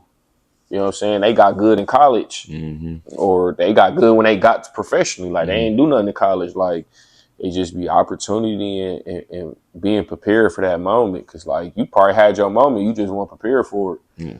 You know what I'm saying? Versus somebody else who had that moment and they was ready to execute the plan when that time came. So now all the hard work that you all the hard work that you put in started to show your junior year. You averaged 19 points per game, 6 assists, 4 rebounds, and 3 steals, which is super impressive. What clicked for you? Was it not even a click? Did the keys just get handed over to you, or is this like, okay, after this AAU season that we just talked about that you had, that put a battery in my back, so I know what to do now. Yeah, I mean, I always had the keys. Like, far as Dominican, like, as soon as I went there, all the time told me like the key's yours. Like, you just gotta run it, like, and be ready. Then like AAU, I was just put in the smoke. Like my pops and my uncle, like, we playing Nike YBL, so I'm playing up. So I'm going against Marcus Page, Yogi Ferrell, whoever else was top in that on Nike that was top in that class. I'm Dominic Artis. I'm seeing them. You know what I'm saying? Even the grade below me, Tyus Jones, he was playing them. Like, I'm playing against all those top kids. So I just knew, like, I just started seeing in myself that I belong. So, you know what I'm saying? It was just that killer mindset. Like, my uncle, like my hype man, he always be talking crazy, geeking me up. So it just was like, I ain't trying to let nobody down either, but I just always ready for the moment, bro. Just hooping outside, hooping in the projects, like all that stuff had me like, ain't nothing, I can play in front of anybody and play my game and it's just gonna be good. But I just feel like leading up, I just was always prepared for those moments. And I just always been like a big time like player in big games. Like, I like big games when the lights is on. That's just, I don't know if that's just from my family or what, but that's just always been, I like those type of situations. I don't shy away from it. Did you have offers rolling in coming into that season? Or when Yeah, you I mean, first I get was your first committed. offer? Like, my first offer was like my freshman year. It's like Indiana State. Are you committed that early? No, I didn't commit then, but like I had an offer from Indiana State, Marquette. I forgot what other schools that freshman year, but then I commit Marquette to my junior year. I had about like 15 offers. Like, I mean, I ain't blow up until the junior year, and I was already committed. So, like, I don't even know. I probably would have had way more offers. You know what I'm saying? If I would have stayed decommitted and went through that whole junior AAU season, because AAU is where you get the offers at for real. Facts. Now, y'all, I don't know if you've seen it during this time, but y'all, that 2013 class was loaded. Oh yeah, Loaded. for sure. You had Andrew Wiggins, Julius Randle, the Harrison twins. If you know, you know. I believe it was Aaron and Andrew. Yeah, Aaron and Andrew. Yeah, okay, bam. Aaron Gordon, Jabari Parker, Jabari Parker was one of the best players I've ever seen in high school, bro. James Young, we all know big fella, Joel Embiid, Terry Rozier, Rondé Hollis Jefferson, Bobby Portis, Akil Carr, internet sensation, Christian Wood, Deontay Burton, which is from here. You got Kendrick Nunn, who you were just talking about earlier, Zach Levine, who's a bucket in the league, and then Josh Hart. And I don't know who else was in that class, but those are the notified names that I know. Now, at this time, because I know you was going to camps and all that type of stuff, right? Did you know this class was that good then, or you just like... Yeah, I would say because most of these dudes you've been playing against since 5th, 6th grade. Okay. And then it's just like, you got niggas like Andrew Wiggins. I mean, he went around when we was younger. Yeah. You know what I'm saying? He kind of came out the blue and just blew up. Like, it always go beat them type of kid. I mean, niggas weren't playing Canadian teams, like, at a young age anyway. But, like, Jabari, I met Jabari at a camp in Milwaukee, at an NYLA camp. Me and him used to train in the summer. He used to come to Milwaukee, and I go to Chicago. We used to train each other in middle school. I seen Julius Randle in 6th grade, Indiana. He had dunked on Deontay. And it's just like a lot of them dudes you go play against. So then, like, you'll hear the names and know who this person is and that person. Like, the Harrison twins, I think first time I played against them was 6th, 7th grade. Like, you go against all these kids, and then it's just, like, the ones that keep getting better and stay good, then you play them in high school. Like, I played the Harrison twins, like, a million times. Like, we still chop it up this day. Like, we get cool. He crazy. But, man, like, a lot of them dudes I probably played so many times, bro. Like, you go bump into them dudes so many times through AAU, from being the young pup to your last few years. You got any funny stories about any of the, like, top recruits or, guys that's in the league from camps or, Man, this is a crazy story, bro. That what was that LeBron camp? And this one, it was like, I don't think, no, Jabari didn't come. But this one, Andrew Wiggins and Julius Randle was number 1. And Andrew Wiggins just blew up out of nowhere. And they was like, oh, he's number 2 player. Because before he was in the 2014 class, and then he reclassed up. So then they like, oh, he might be the new number 1. So we had LeBron, Kim, and Randle on my team. Bro, Wiggins came for one day. Like, the camp is 4 days. He came for one day, one game. He just came to play Julius Randle. Damn. Bro, he was on Randle ass. Like, when I say, then, bro, he jumped so fast. Like, he can shoot a 3 in 1 second. He at the rim dunking it. Like, he was blocking his shot, locking him up, dunking. I'm like, dog, who is this Canadian? Like, he was already nasty, but he, like, now it was a one-on-one match. Mm-hmm. You versus Randle. You know what I'm saying? Like, who number 1? He, like, was on that. Like, the USA team was there. Like, LeBron and them was at the camp, sitting on the sideline. This when the Olympics was going on in Vegas. Oh, okay. LeBron was working out. You know what I'm saying? This his camp. So he CP3, all the Nike dudes, they all coming to the camp watching, seeing who the next big thing and stuff is. But, man, Andrew Wiggins, I'll never forget that game, bro. I'm like, bro. And then he left, like, right after. Went right back. Took care of business. Bro, ESPN ready to come out. He number 1 player in the country. He like, damn. I'm like, I seen that shit. I seen him block Julius Randle's shot, take 2 dribbles. He blocked his shot on the other end, take 2 dribbles, and just dunk. I'm like, bro, what? Damn. We like 16, 17. I'm like, yeah, he different, bro. Yeah. So different. When you see him now he's still a great player, but, like, did you think he was gonna be better than what he is? Yeah, I kind of thought he was gonna be, you know what I'm saying, like, on some not Kobe might, but, like, I thought he was gonna be like the next big 2 guard on some T-Mac. He's super athletic, long arms. Yeah. He played defense. I mean, he had a decent jump shot and handle. So I'm like, he go kill in the league. I thought he was gonna be an all-star. Yeah. I mean, he was, but I thought, like, in the early years, like, I thought he could be, like, have a chance at shot being face of the league. He was the number 1 pick. Mm-hmm. But no, for sure. I mean, even Jabari shit from. I first seen Jabari in 5th grade. I was like, oh, yeah, he going to the NBA. Yeah, Jabari was different. Bro, was like 5'10", 5th grade. Damn. His daddy played in the league. Like, he had all the moves, all that. He just always injury prone. Since he was younger, he always had injuries. Mm-hmm. But He was cold, bro. I seen a lot of cold dudes in AAU, and like I mean, even seeing Randle now, you know what I'm saying, in the Western Conference Finals, it's like I've been playing against bro since 6th grade. Like you see how far he came, but it's always crazy seeing, you know what I'm saying, what dudes actually paying out in the league Yeah, or had great college careers. But I for sure thought Wiggins was gonna be like, yeah, you know, multiple year All Star, maybe an MVP one day. Cause they was comparing him to LeBron. yeah. Like They coming comparing out, him you know what I'm to LeBron. saying? He was on Sports Illustrated. Yeah, yeah, yeah. Jabari was too. I Like, remember that. I was never a big Wiggs fan growing up. I was a huge Jabari fan though. But for you, you know, hearing that, because I was seeing, I'm like, bro, why is he number bro, you one? had to see him in person, bro. Like, I was supposed to, he but was touching the top of the backboard. Like, you could put someone on top of the back. He was touching the top of the backboard. You're not seeing many people jumping like that. like that's I heard Vince Then he Carter catching did that. lobs and his head in the rim. You just like, go what the. And then, I mean, in high school, you know, it also like intimidation. Like, a lot of dudes be scared. So Yeah, he in and out spinning, yeah, dunking on people left and right. Like, when he got to Kansas, he played decent, but he ain't, you know, it kind of got to, you know, so he needed some more skill. He was a lot of raw talent with yeah, just crazy athleticism. So yeah. that athleticism was taking him over the top. Okay. And he had a motor. Dudes in high school not moving like that, jumping up and down the pass, and come down, catch a lot, and come back. There's only a handful of kids doing that. But Mm-hmm. like Jabari had skill.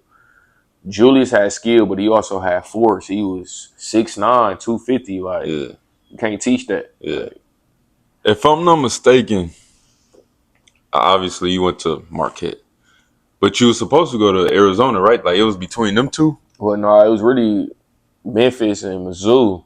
Okay. Arizona came in the picture when I was already committed. Like they was trying to get me to decommit Yeah. and go down there. Because you would have been there with Aaron Gordon. Yeah, it was the same class. And Rondé Hollis Yeah, Jefferson. yeah, yeah. I forgot about bro. I think they went to the Final Four Something like that. my Yeah, freshman I year remember or that. Elite Yeah. Eight, something like that. Yeah, but Memphis was my dream school. I wanted to go there. Um, but then that Marquette just went on that run at the time. It was Elite Eight, Sweet 16. Mm-hmm. My older cousin Jamil Wilson was playing. Vanderblue. They had, you know, ties to Wisconsin. They was hooping. And the Big East at the time was on ESPN. Like they playing UConn uh and who was it? Oh yeah, Pittsburgh, like Louisville, Syracuse, the Big East cracking. Big East was cracking in. So I'm like, I'm trying to go play in the Big East. Yeah. You know what I'm saying? So that was that. But if I could, you know what I'm saying, I don't regret nothing. But if I was able to go back, I probably would have went Arizona, like I was about to big, ask it you was that too. big Yeah. time, Do like you regret it? school, like everything happened how it was supposed to happen. But you know, Arizona at that time, I was just, you know, I was so loyal. You know what I'm saying? I didn't know how the business worked. Like now, you know, I thought about transferring there again, but then it was like there was the rule: if you transfer, you got to sit Let's out sit out. again. Yeah. Now you can just jump and move when you want to. If it Mm-hmm. was like that when I was playing, that will always be in the back of my mind. Because you got a whole new batch of kids coming in out of high school every year. So you know how that go. But most days, if I could go back, I probably would have, you know, Arizona probably would have fit my style a little bit more up and Yeah. down, play, Yeah. athleticism, and everything like that. Yeah. Do you like the NIL and the transfer portal now? Oh, 100%. I love it. I Yeah. wish I wish they had it when we was there. Like, Yeah. man, they again making so much money off our names and image and likeness. Like, it's just crazy, bro. Like, you should be able to get paid. Like, there's so many times in college we was broke Who you and telling? negative in your account. Like, you go in Yeah. the store and see your jersey up there, Yeah. like, and they bought your pictures and all Yeah. over. Like, man, I need some of that. Like, Yeah. I had a kid in college. You know what I'm Yeah. saying? So it for sure would have made a difference for me. And it's just like, you know, how many people that might not go to do another sport Yeah. after college. That money right there can set them, you know what I'm saying, to a good position to where they can be successful, like Mm-hmm. without sports. You know what I'm saying? And get them a front door, in the front door of, you know, starting their own business, being an entrepreneur or whatever the case is. Like, because, I mean, we're getting a degree, like, there's only certain degrees that really get you good money making jobs right Just off the talking about bat. that. You know what I'm Yeah. saying? So that would most definitely would have played like a huge part and made a difference. What about the transfer portal? You like that too or not as much? Yeah, I like it because college coaches can just up and Up go and to a different leave. school and Yeah. coach right away, they ain't got to sit out a year. Why we got to sit out? You know what I'm saying? If the situation don't work, because a lot of times it's a business. These college coaches, I don't say they all don't care, but you know what I'm saying? They tell you this and that to get you to go there, and then you get there, and it ain't that. You know what I'm saying? Shit, what I'm finna sit here for and be depressed for 6-7 months when I can go somewhere else. That's real. And then y'all wonder why it be so much mental stuff going on. It really be starting in college. They be playing the mind games with you and promising you this, promising you that. You get there and it ain't that. Like, you question, you are still a kid at the time. You know what I'm saying? So you ain't never really been through no adversity. Some people can handle it, some people can't. All right, so you saying exactly what I want you to say, bro. Because I don't want to ask no question. I heard the story. I don't know if a lot of people heard your Marquette story and a little bit of Texas A&M story, but I just want you to tell them what happened when you was at Marquette, bro. Because you was not treated right. You Yeah, wasn't treated right. Like you said, it was promised you a whole bunch of stuff. Um, I believe what was his name? Buzz or Bud? yeah, Buzz. Yeah, Buzz. He was there. He had y'all doing some crazy stuff. Everything going on what you need. They not really paying you no attention. You get hurt. All that type of stuff. The whole nine. But let them know, for all the audience that's listening, what happened when you was at college, bro. Yeah, man, it just wasn't the right situation for me. Going into Marquette, Buzz was first off, he was telling us that he wasn't leaving. And then, you going through boot camp, different stuff, it's just part of just adapting to that. I think the next year I would have been good, but he also was a coach that wanted to play upperclassmen. He didn't really want to give the underclassmen a chance. So that was me. I'm trying to go into college 1-2 years and get out. So then was questions I wasn't asking and wanted to know. You know what I'm saying? So it just didn't work out with him. And that freshman year, he left to go to Virginia Tech at the end. So we bring in a whole new coach that don't know me from nowhere. First year, he fucking with me because he really don't have a choice. You know what I'm saying? You go take what they got left over there. I was hooping. He let me rock out. I'm thinking this was going to be a continue, you know what I'm saying, to get me up out of here. And that next year with him, with Coach Wojo, it was kind of the same, but my problem was I wanted to play point guard because I felt like for me to get to the league, I had to showcase I wanted to be a point. He wanted me to be a scorer. So in that instance, he started pushing other people to play point. I'm just playing shooting guard again. I'm 6'2". Ain't no 6'2" shooting guards in the NBA. You know what I'm saying? So that was, an issue. And then he finally started bringing recruits in that he recruited. Mm-hmm. So now it's between me and my roommate on the minutes. He one or the other. It ain't both of y'all. So shit, my roommate was that guy he wanted to mess with and get those minutes to. So I wasn't playing as much no more. I went from playing 30 minutes to 14 minutes. Like, Damn. it was games where he was like going into the media and be like, I got no choice but to play Duane. Like, he pick up full court. He do everything I asked for him. Like, we beat Villanova. I was in the game the whole time. But I just look at it, bro. It was adversity, bro. And I handled the situation so well. Like, I ain't never, act out of character, had body language, was a bad teammate. Like, I still was cheering them on. And every time my number was called, I produced just because my energy was right. I ain't like, of course, like after the game, I for sure would cry, be sad. Like, I ain't playing, and I'm at the crib. Everybody know me. Facts. You know what I'm saying? The fans at the game wonder why I ain't playing. So, it was tough, but it really made me so hungry for when that next situation came when I was at A&M. Up until I got hurt, I was hooping. We was top 5 in the country. I was averaging like 14, 15 points a game, 5 assists. We got NBA players. We was almost number one team in the country. So it was just like that situation prepared me for that to go out there. But, unfortunately, I tore my ACL there, so that came into that. But I most definitely, that how I didn't imagine stuff to go at Marquette, staying home. And that's why when kids ask me about staying home, like, it be so tough because I don't, everybody's situation ain't gonna be like mine. They always be weird when you stay home, though, And bro. that too, though, and just in all situations, not just Milwaukee, but all over. You stay Exactly. home, it don't never really work. Like, It depends on the coach, but just in college in general, though, like, it's all about right situation. Like, if you trying to get out of there 2 years, shit, is that coach gonna put you in position to get out of there 2 years, or he trying to make you wait till your junior year? Yeah. Can you even open up and say I'm trying to be out in that time? Because they're gonna be, you know what I mean? Yeah, right. They want to You know do what it how I'm they saying? want to So do it. it's a business. I mean, you got to do your homework. You know what I'm saying? Do your homework, and you just, also just And then also about hunger, it's just just the right situation for you. Like God, all right, this where you supposed to be. You know what I'm saying? Where I was supposed to be was A&M, but I got there 1 year. You know what I'm saying? That shit changed my life for the better and everything. But everything I went through at Marquette just made me better. Like I never needed to go through that. Yeah. So we talked about everything that you accomplished in high school. You know, being top 60 in the country, and you know, just the whole nine. Now, I know you expected to be in the NBA. It's a lot of people that expected you to be in the NBA. But are you, you know, does it still bother you that you're not there, bro? Because you, like, bro, I'm not saying it's just because you're on the podcast. Like, I didn't know how big of a fan I was until I started prepping for this podcast. Right. But I told some of my friends that, you know, you coming on. It was like, whoa, you know, you got Duane. But like, you was a real hooper. It wasn't no like just raw talent on that stuff. Like you can hoop. And still to this day you can hoop. Right. But not everybody gets the same shot. I got one of my close homies. He's one of the best players I've ever seen in my life play football. He's not getting his fair share.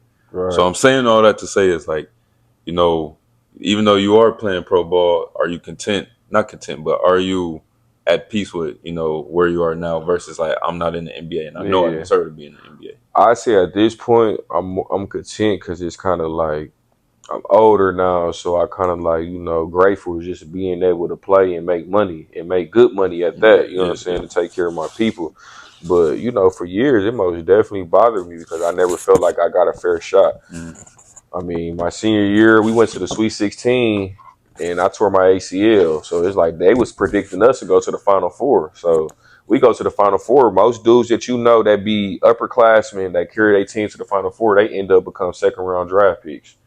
And people was projecting me, oh, he could be second round. Even if I didn't get drafted, I for sure would have been able to get a two-way contract. Exactly. Or been around, get an E10, a training camp contract. Like, but I'm doing rehab that whole entire time.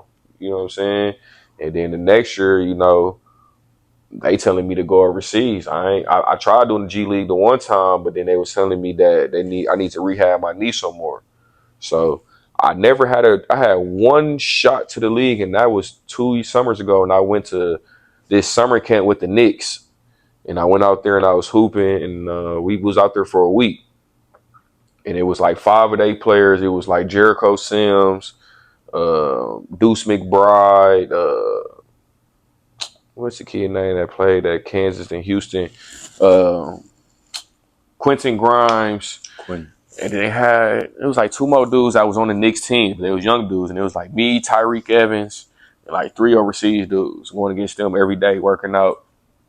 And like by the time the camp left, they was like, yeah, like, you know, we want to give you an opportunity to come to training camp, and we need a point guard for the G League team. And this was before the draft. And then the week before, then when the draft come, they ended up drafting a young point guard. So that's their point guard for the G League right there. So that opportunity, that was my only little chance. I ain't get to do, you know, usually when dudes come out of college, they do all the pre-draft workouts. I never got to do none of that type of stuff. So, like, I couldn't even say, like, you know, I had a real shot. Like, I was at a Bucks. I got invited to a Bucks camp, Suns, whatever the team. I never did no pre-draft work because I was rehabbing the ACL. And that next year, it was when I finally got back to playing, I didn't play that next year. I sat out, but the next year I played, COVID happened. So, like, everything was fucking weird. They couldn't even do the real draft combine, all types of stuff. So it just was like, I was like, you know, everything just happened for a reason, bro. Like, and that's what, you know, I be looking at it like, shit, my son supposed to go now. Like, I went through all that. So then when it's his time, like, we go be ready. And then also just learning the game with the politics and the business. I know all that stuff now. My pops and them didn't know that. None of the stuff that we went through, we probably could avoid it if we was tapped in with people that was in those type of rooms. Now we got people in those rooms. You know what I'm saying? Like, so when it's his time, we know what to expect. We know what's you know what I'm saying, what's smoke and mirrors, all that. Like, we gonna be prepared for it. But yeah, when I was younger, I for sure, like, first like few years, like, I was like, man, I'm supposed to be in the league. Like, I know I can go. You know what I'm saying? I know I can get with them, but you know, it's a lot of dudes that never really got that shot. You know what I'm saying? My shot might come in a different form. because of everything that you went through with coaches, do you ever look at it and be like, nah, even though I know you said that, you're more of a trainer and all that type of stuff, you do high school coaching. Do you ever think you'll get to the point and be like, I don't even want no coach that had the opportunity to screw my son over the way they did me? No, I wouldn't even be like that. It would just be more behind the scenes. Like I kind of compete. You know what I'm saying? Somebody being genuine, somebody not being genuine, or if it's a situation that I don't think that's for him. You know what I'm saying? But in the day, like I'm gonna always let him make his own decisions. But I'm gonna give him my input and what I think on it. And you know what I'm saying? If that's what he want to do, then that's his career. But I'm gonna always make sure though, like he know the pros and cons of every situation. Mm-hmm. Cause like when I was coming, like I really didn't have that. Like my pops played in college, but like we ain't know nothing about no pro stuff. Like we knew how to get to college, but we didn't know how to get to the league. Like now I know. Like I was close to it. One of my coach, Jordan Poole, is somebody I talk to all the time, and who be looking out for my son. Like he's in the NBA. My son see that. Tyler Hero, he was around Tyler, like all that, like Diamond, like look, like he know all these dudes, and I can call them like, hey, what's up with this about the league? If it gets to the point where I know they go give me the real spiel and give him the game. You know what I'm saying? I couldn't call on no NBA player when I was in high school. You know what I'm saying? Coach thing I knew was D Wade, and that was because of Marquette shit. And then Big Rob, that was one of my mentors. Him and D Wade went to Marquette together, was best friends. And then really I got connected with D Wade because of Marquette. But like I really wasn't talking to no NBA dudes at 11, 12 years old. Jordan be inviting Kobe to the games. That's hard. You know what I'm saying? He come and work out. Like I wasn't seeing that as a kid. You know what I'm saying? So like I be calling him the blueprint because it's like he got the blueprint to this shit. Like everything that wasn't lined up for me as far as basketball, like he gonna have that. Like because I know it, and I actually played professionally. My pops didn't play professionally; he played in college. So like it's kind of just makes sense. Like he knew how to get me to college because that's what he did. As far as the league overseas, like he ain't play that. So you know what I'm saying? That's something we had to reach out to other people to learn. I ain't gonna really have to reach out to nobody because I know what it is. You know what I'm saying? Like, so we gonna know what's bullshit and what's some real shit. Yeah. How you feel about JP being on the Pelicans? I think it's a great move for my boy JP. Like, I was happy for him to get out of Washington. Like, I wanted to see him in a situation where, he can win as well because he a winner. Like, Poole got a ring. You know what I'm saying? And he was a big part of that ring. You know what I'm saying? Like, I don't think it was a great team for sure. But Poole was that missing piece to carry them over to win. You know what I'm saying? He had his ups and downs in the playoffs, but it take a team to win that. You feel me? So, like, it's good to see him in a situation where, like, they can be a playoff contender. Hopefully Zion get healthy. Hopefully he gets healthy. And they got some other pieces around them, and they just did well in the draft. Yeah. So, you think they should have gave up that the unprotected first pick for Derek Queen? Now he can hoop. No, he gonna be nice. He really remind me of Diamond. He gonna be nice, bro. And I feel like even with because I gotta see how tall he measured up, but he like a 4'5". And they already got Trey Murphy and they got Herbert Jones. Like they got size out there. And you put somebody skilled like that with Poole, and he can stretch the floor out, pass and dribble. Like I think they're gonna get rid of Zion soon, bro. Yeah, they might. And they might get like a real big just because he'll be. I wouldn't be surprised. Yeah, but different conversation for a different day. What makes a good coach what makes a good coach in your opinion? Being a player's coach, you got to know your players. Then just knowing your X's and O's, knowing how to put your players in position to win, knowing how to get your players to buy into what you trying to bring to the table, and like your staff, like who are your assistant coaches, like 'cause that's what most great teams, they got great staff, like assistant coaches, trainers, all that is all going one.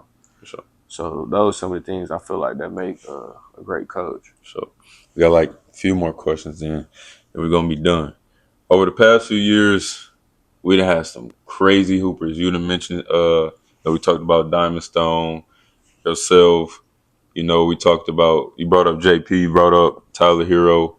You got Jalen Johnson, you got Patrick Baldwin, who was insane, one of the craziest skilled big men that I ever seen in my life. Right.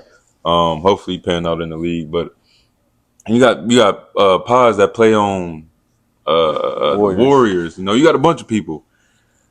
Who was your top 5 that you seen once you got out of high school? You know, that came right after you, and then who was your top 5 right now that's playing? I came out of high school. Not that you know what I mean. Like, you know, like that came after you. My bad. Oh, that came after me. Yeah. Looney. Looney came after you? Yeah, he was 2014. Oh yeah. Okay.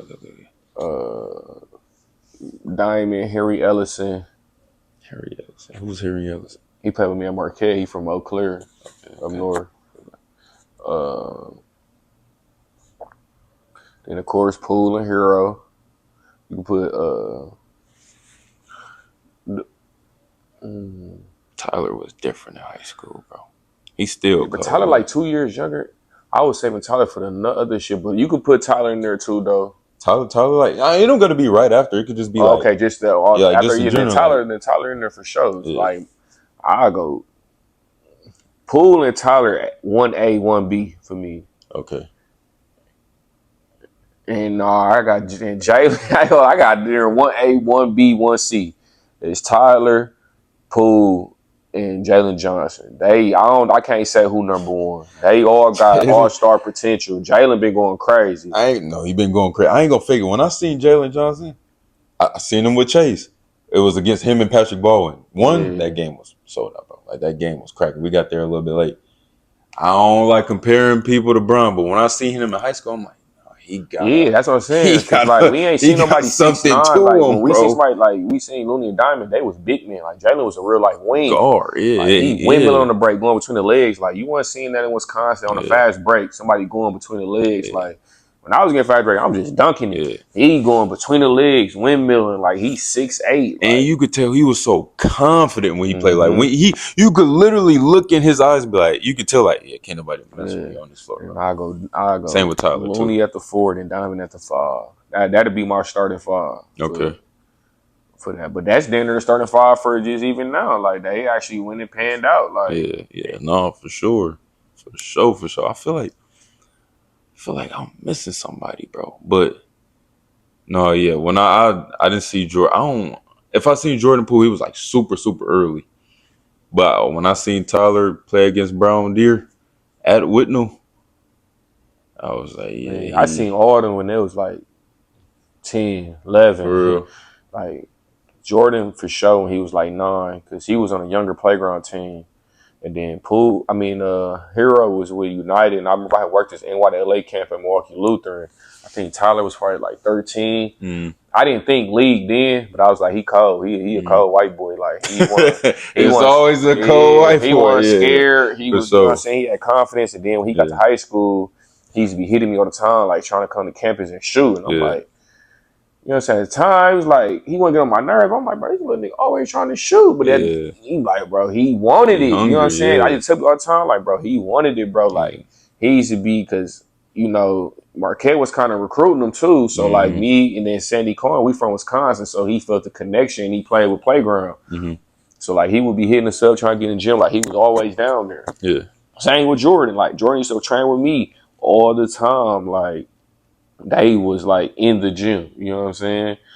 But bro, them two, like, seeing what they doing, it's like, it's really no surprise, but it's still like damn, you know what I'm saying? Because I've known them since they was youngest, and like seeing how far they came and the work they really put in, like they deserve all that. Like they did Tyler Hero reach out to you when like damn near the whole Wisconsin turned their back on him when he committed to Kentucky, or you just like you talked to him about it later? I mean, I kind of talked to him before. Like, I ain't gonna lie, I was one person that was telling him to leave Wisconsin because at the time he was playing with my dad's team, and you know, I seen right then and there, I'm like, oh, he real, like he cold. So I'm like, bro, you know what I'm saying? It wasn't a similar situation, but like I was kind of in the same predicament. I was committed to Marquette, and then Arizona, like big dog coming, like what up? And then he had Coach K and them, Coach Kyle and Villanova. He had been there, all the Blue Bloods calling after one tournament. We was at Boo Williams. He went crazy at Boo. And they all was calling, like, thinking, like, y'all think he'll decommit? And I'm like, I ain't gonna lie, bro. You go to Wisconsin, that's cool. But, like, if you trying to go league, you need to go fuck with Kentucky, Duke, all the big dogs. Yeah. Like, you want to go league, and he opened up his shit, and Kentucky was on his ass. I remember I heard they came to like his house. They was on his ass. And crazy because one of the assistant coaches, Kenny Payne, him and my pops are real cool. Mm-hmm. So, like, you know, we already had ties with him, and he just so happened to be at Kentucky. So that kind of helped them get that little, you know, close to Tyler. But that was a great decision, bro. Like, for him to go. 'Cause I don't think Wisconsin for sure. I feel like they would have held him back. Like, they would have. He always been that. His game been that. Yeah. But I just feel like they would have been trying to like hold him back, made him 4-year player instead of being the one and done, and which he really is. That's the same thing if Jordan would have went somewhere like one of them type of schools like that. Yeah. But, who are your top 5 players right now in Milwaukee? Shit. Man. I had to put my same backcourt, Jordan and Tyler. I'm No. I'm saying like, you know, the guys the youngest. Yeah, the youngest. My bad, bro. High school or college? High school. Even the ones that just left? Yeah, that's cool. All right, I got you can do the ones in college because I want to see who's going to say. You can do the ones that's in college right now. College is there to me. I had to really sit down and think. High school, I'll give you a quick one. I'm going to add Beast and Davion since they just graduated. Beast and Davion in there for sure. Beast really that cool? I never seen him. But Beast cold. And he a gym rat. Bro live in that gym. Say less. I say no too. Big High Rogers, who was at Tulsa West. He went. I heard Big about High. that. And then I'll get 2 more that's still in high school. Yeah, Iowa State too, ain't he? No, in Oklahoma. Damn. Okay. Then coming up, I like Dooney a lot. Dooney nice. Dooney cold. What's one more kid? And then his name LaTravion Fenderson. He from Racine. He go to DME Academy. He tough. He going to Wisconsin. Matter of fact, he committed to Wisconsin. I add them 3 in there for my ones in high school though. But it's a lot of upcoming talent. Like that 2027 class, loaded. Like, it's like Dooney, Jack Conan. Like another kid from up north. And Jack Conan, he played on Team Hero. Yeah, I think I know. And then Jalen Brown, he played Power 5 at Tulsa West. They just wanted the state. He nice. It's a lot of young talent, bro. What about the dude? My brother go to school with him, bro. At least I think he go to school with him. He's super young. Bear. Oh yeah, that's my little cousin. Bear gonna be tough. Okay. Yeah. Bear he gonna be tough. That's one part. You know, I've been coaching him since he was younger, but now I really be training him because he with Power 5. But you know, he just got that. He just want it. You know what I'm saying? Like, I always be telling people, like, if you want to get in the gym, text me. Like, dog text me every day. Like, were you going to the gym? Cause like, when you working out again, like, he want to get in the gym. You know what I'm saying? But he I'm excited to see how he doing high school these next 4 years. It's a lot of stuff that's going on in the NBA and just in high school in general. One thing, I'm gonna ask this first, and then I'll get to this. And you might answer the question, you know, when you talk. How do you feel about players not wanting to play because of their mental health? I get it, but then, like, I played football. I stopped playing like 2 years ago, and I feel like we all go through stuff, and you know, sometimes some things are more serious than other things. But I feel like that's how you get your stress out. You know what I mean? Like, that's, you know, you get on the, like, I done heard Matt Barnes say, I had to play basketball because my mama passed. If I would have stayed at home, it would have been worse, you know? Right. I heard, like, even like my auntie passed. I played the game after she passed. No, I didn't. I didn't play that game, actually. I didn't play that game. But, so I guess I'm a hypocrite. But I just feel like, you know, we always go through stuff, bro. And it's just like, you know, have you played through stuff where it's like, damn, I kind of get what they're saying. Like, I don't want to play, but I done played through a lot, especially like being overseas. Like, one of my close friends, like a brother to me, he had got killed 3 or maybe 4. It's maybe 4 years now. While I was like overseas, you know what I'm saying? And I'm on a whole nother time zone, so like I'm waking up to like everybody calling me like he got shot. You know what I'm saying? Stuff like that. We got like a game in 2 days, but it was tough to play like that whole game. I'm not trying to break down, you know what I'm saying? Because he one person who kind of like pushed me on the hoop shit, like, because he was older than me, somebody I looked up to, and we talked all the time. But as far as mental health, like, I wouldn't say like, okay, if it's an instance where like a death happens, sudden death, and it's like you got a game, I don't.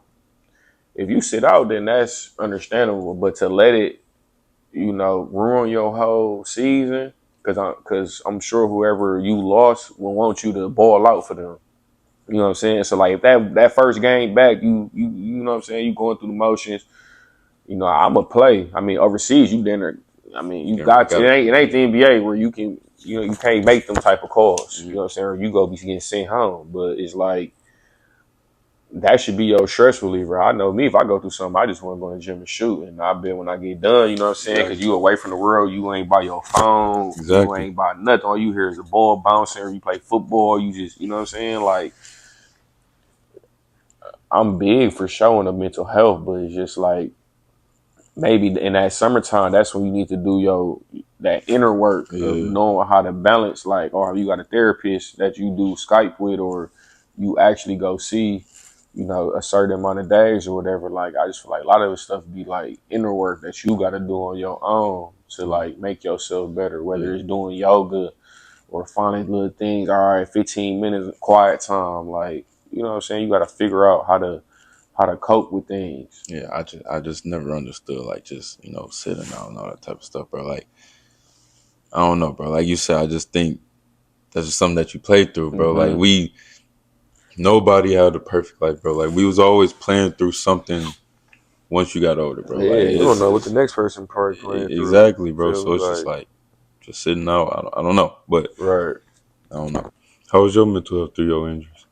It was a roller coaster, bro. Like, when you when I first got hurt, I tore my ACL. I'm really on some. I never been to play the NBA. I done worked so hard to get to the NBA, and now I can't even see my name get drafted on game day. Like, I couldn't even watch the draft. I was so fucked up. And it was just hard. Like, you always wanted to get drafted, and I'm like, I done tore my ACL. It ain't like I'm a motherfucking lottery pick. So it's like, no matter what, they still go draft. I wasn't in that position. Like, I had to play to get to there. You know what I'm saying? So, man, it was tough for like the first 3-4 months, going through it. You feel me? And I was in Texas. I wasn't at the crib around my mama and my grandma and my dad and stuff. So, it was tough, but I learned how to keep pushing. As time went on, I started seeing progress and seeing like, all right, bet I'm taking the next step. And then my peers, I seen D Rose go through it, Cope, like, you see all your favorite athletes go through injuries, and you watch them on YouTube and seeing they rehab, and it's just like, it motivates you, like, all right, I can get back, you know what I'm saying? And for me, I got a son, so I can't never have my head down, because he watch everything I do. If I put my head down, he go do the same thing. You feel me? So like, I'm leading for example with him, and even just not having a son, nephews, and man, little cousins, or just kids that be around me that see me train or are fans of me. You feel me? So it's like, it's people that look up to me. All right. My guy, I forgot to ask this, bro. My guy told me to ask you this. Is it true that you went to the Louisville parties? Yeah. You the second person on the podcast that asked me about that. The parties was, bro. Yeah. Best time of my life, bro. If I could go back, bro, it's just different, bro. Like, how'd you get in there? Man, so my college roommate, teammate, me and him became best friends, and that's his uncle. Okay. So Lou, like, one of just them type of dudes. He just was like, you trying to come? You trying to come too? Yeah. And at first, I was just going to the A just to go to the A. Yeah. And he, you know what I'm saying, he took a liking to me. You know what I'm saying? It was like, you cool, whatever. Like, anytime you want to come to Atlanta, when my nephew come, I'll get your flight. So he just was paying for our flights to go down there. And that shit just was a routine. Like, I went to Rolling Loud with Lou. And we was in Miami. So like, I'm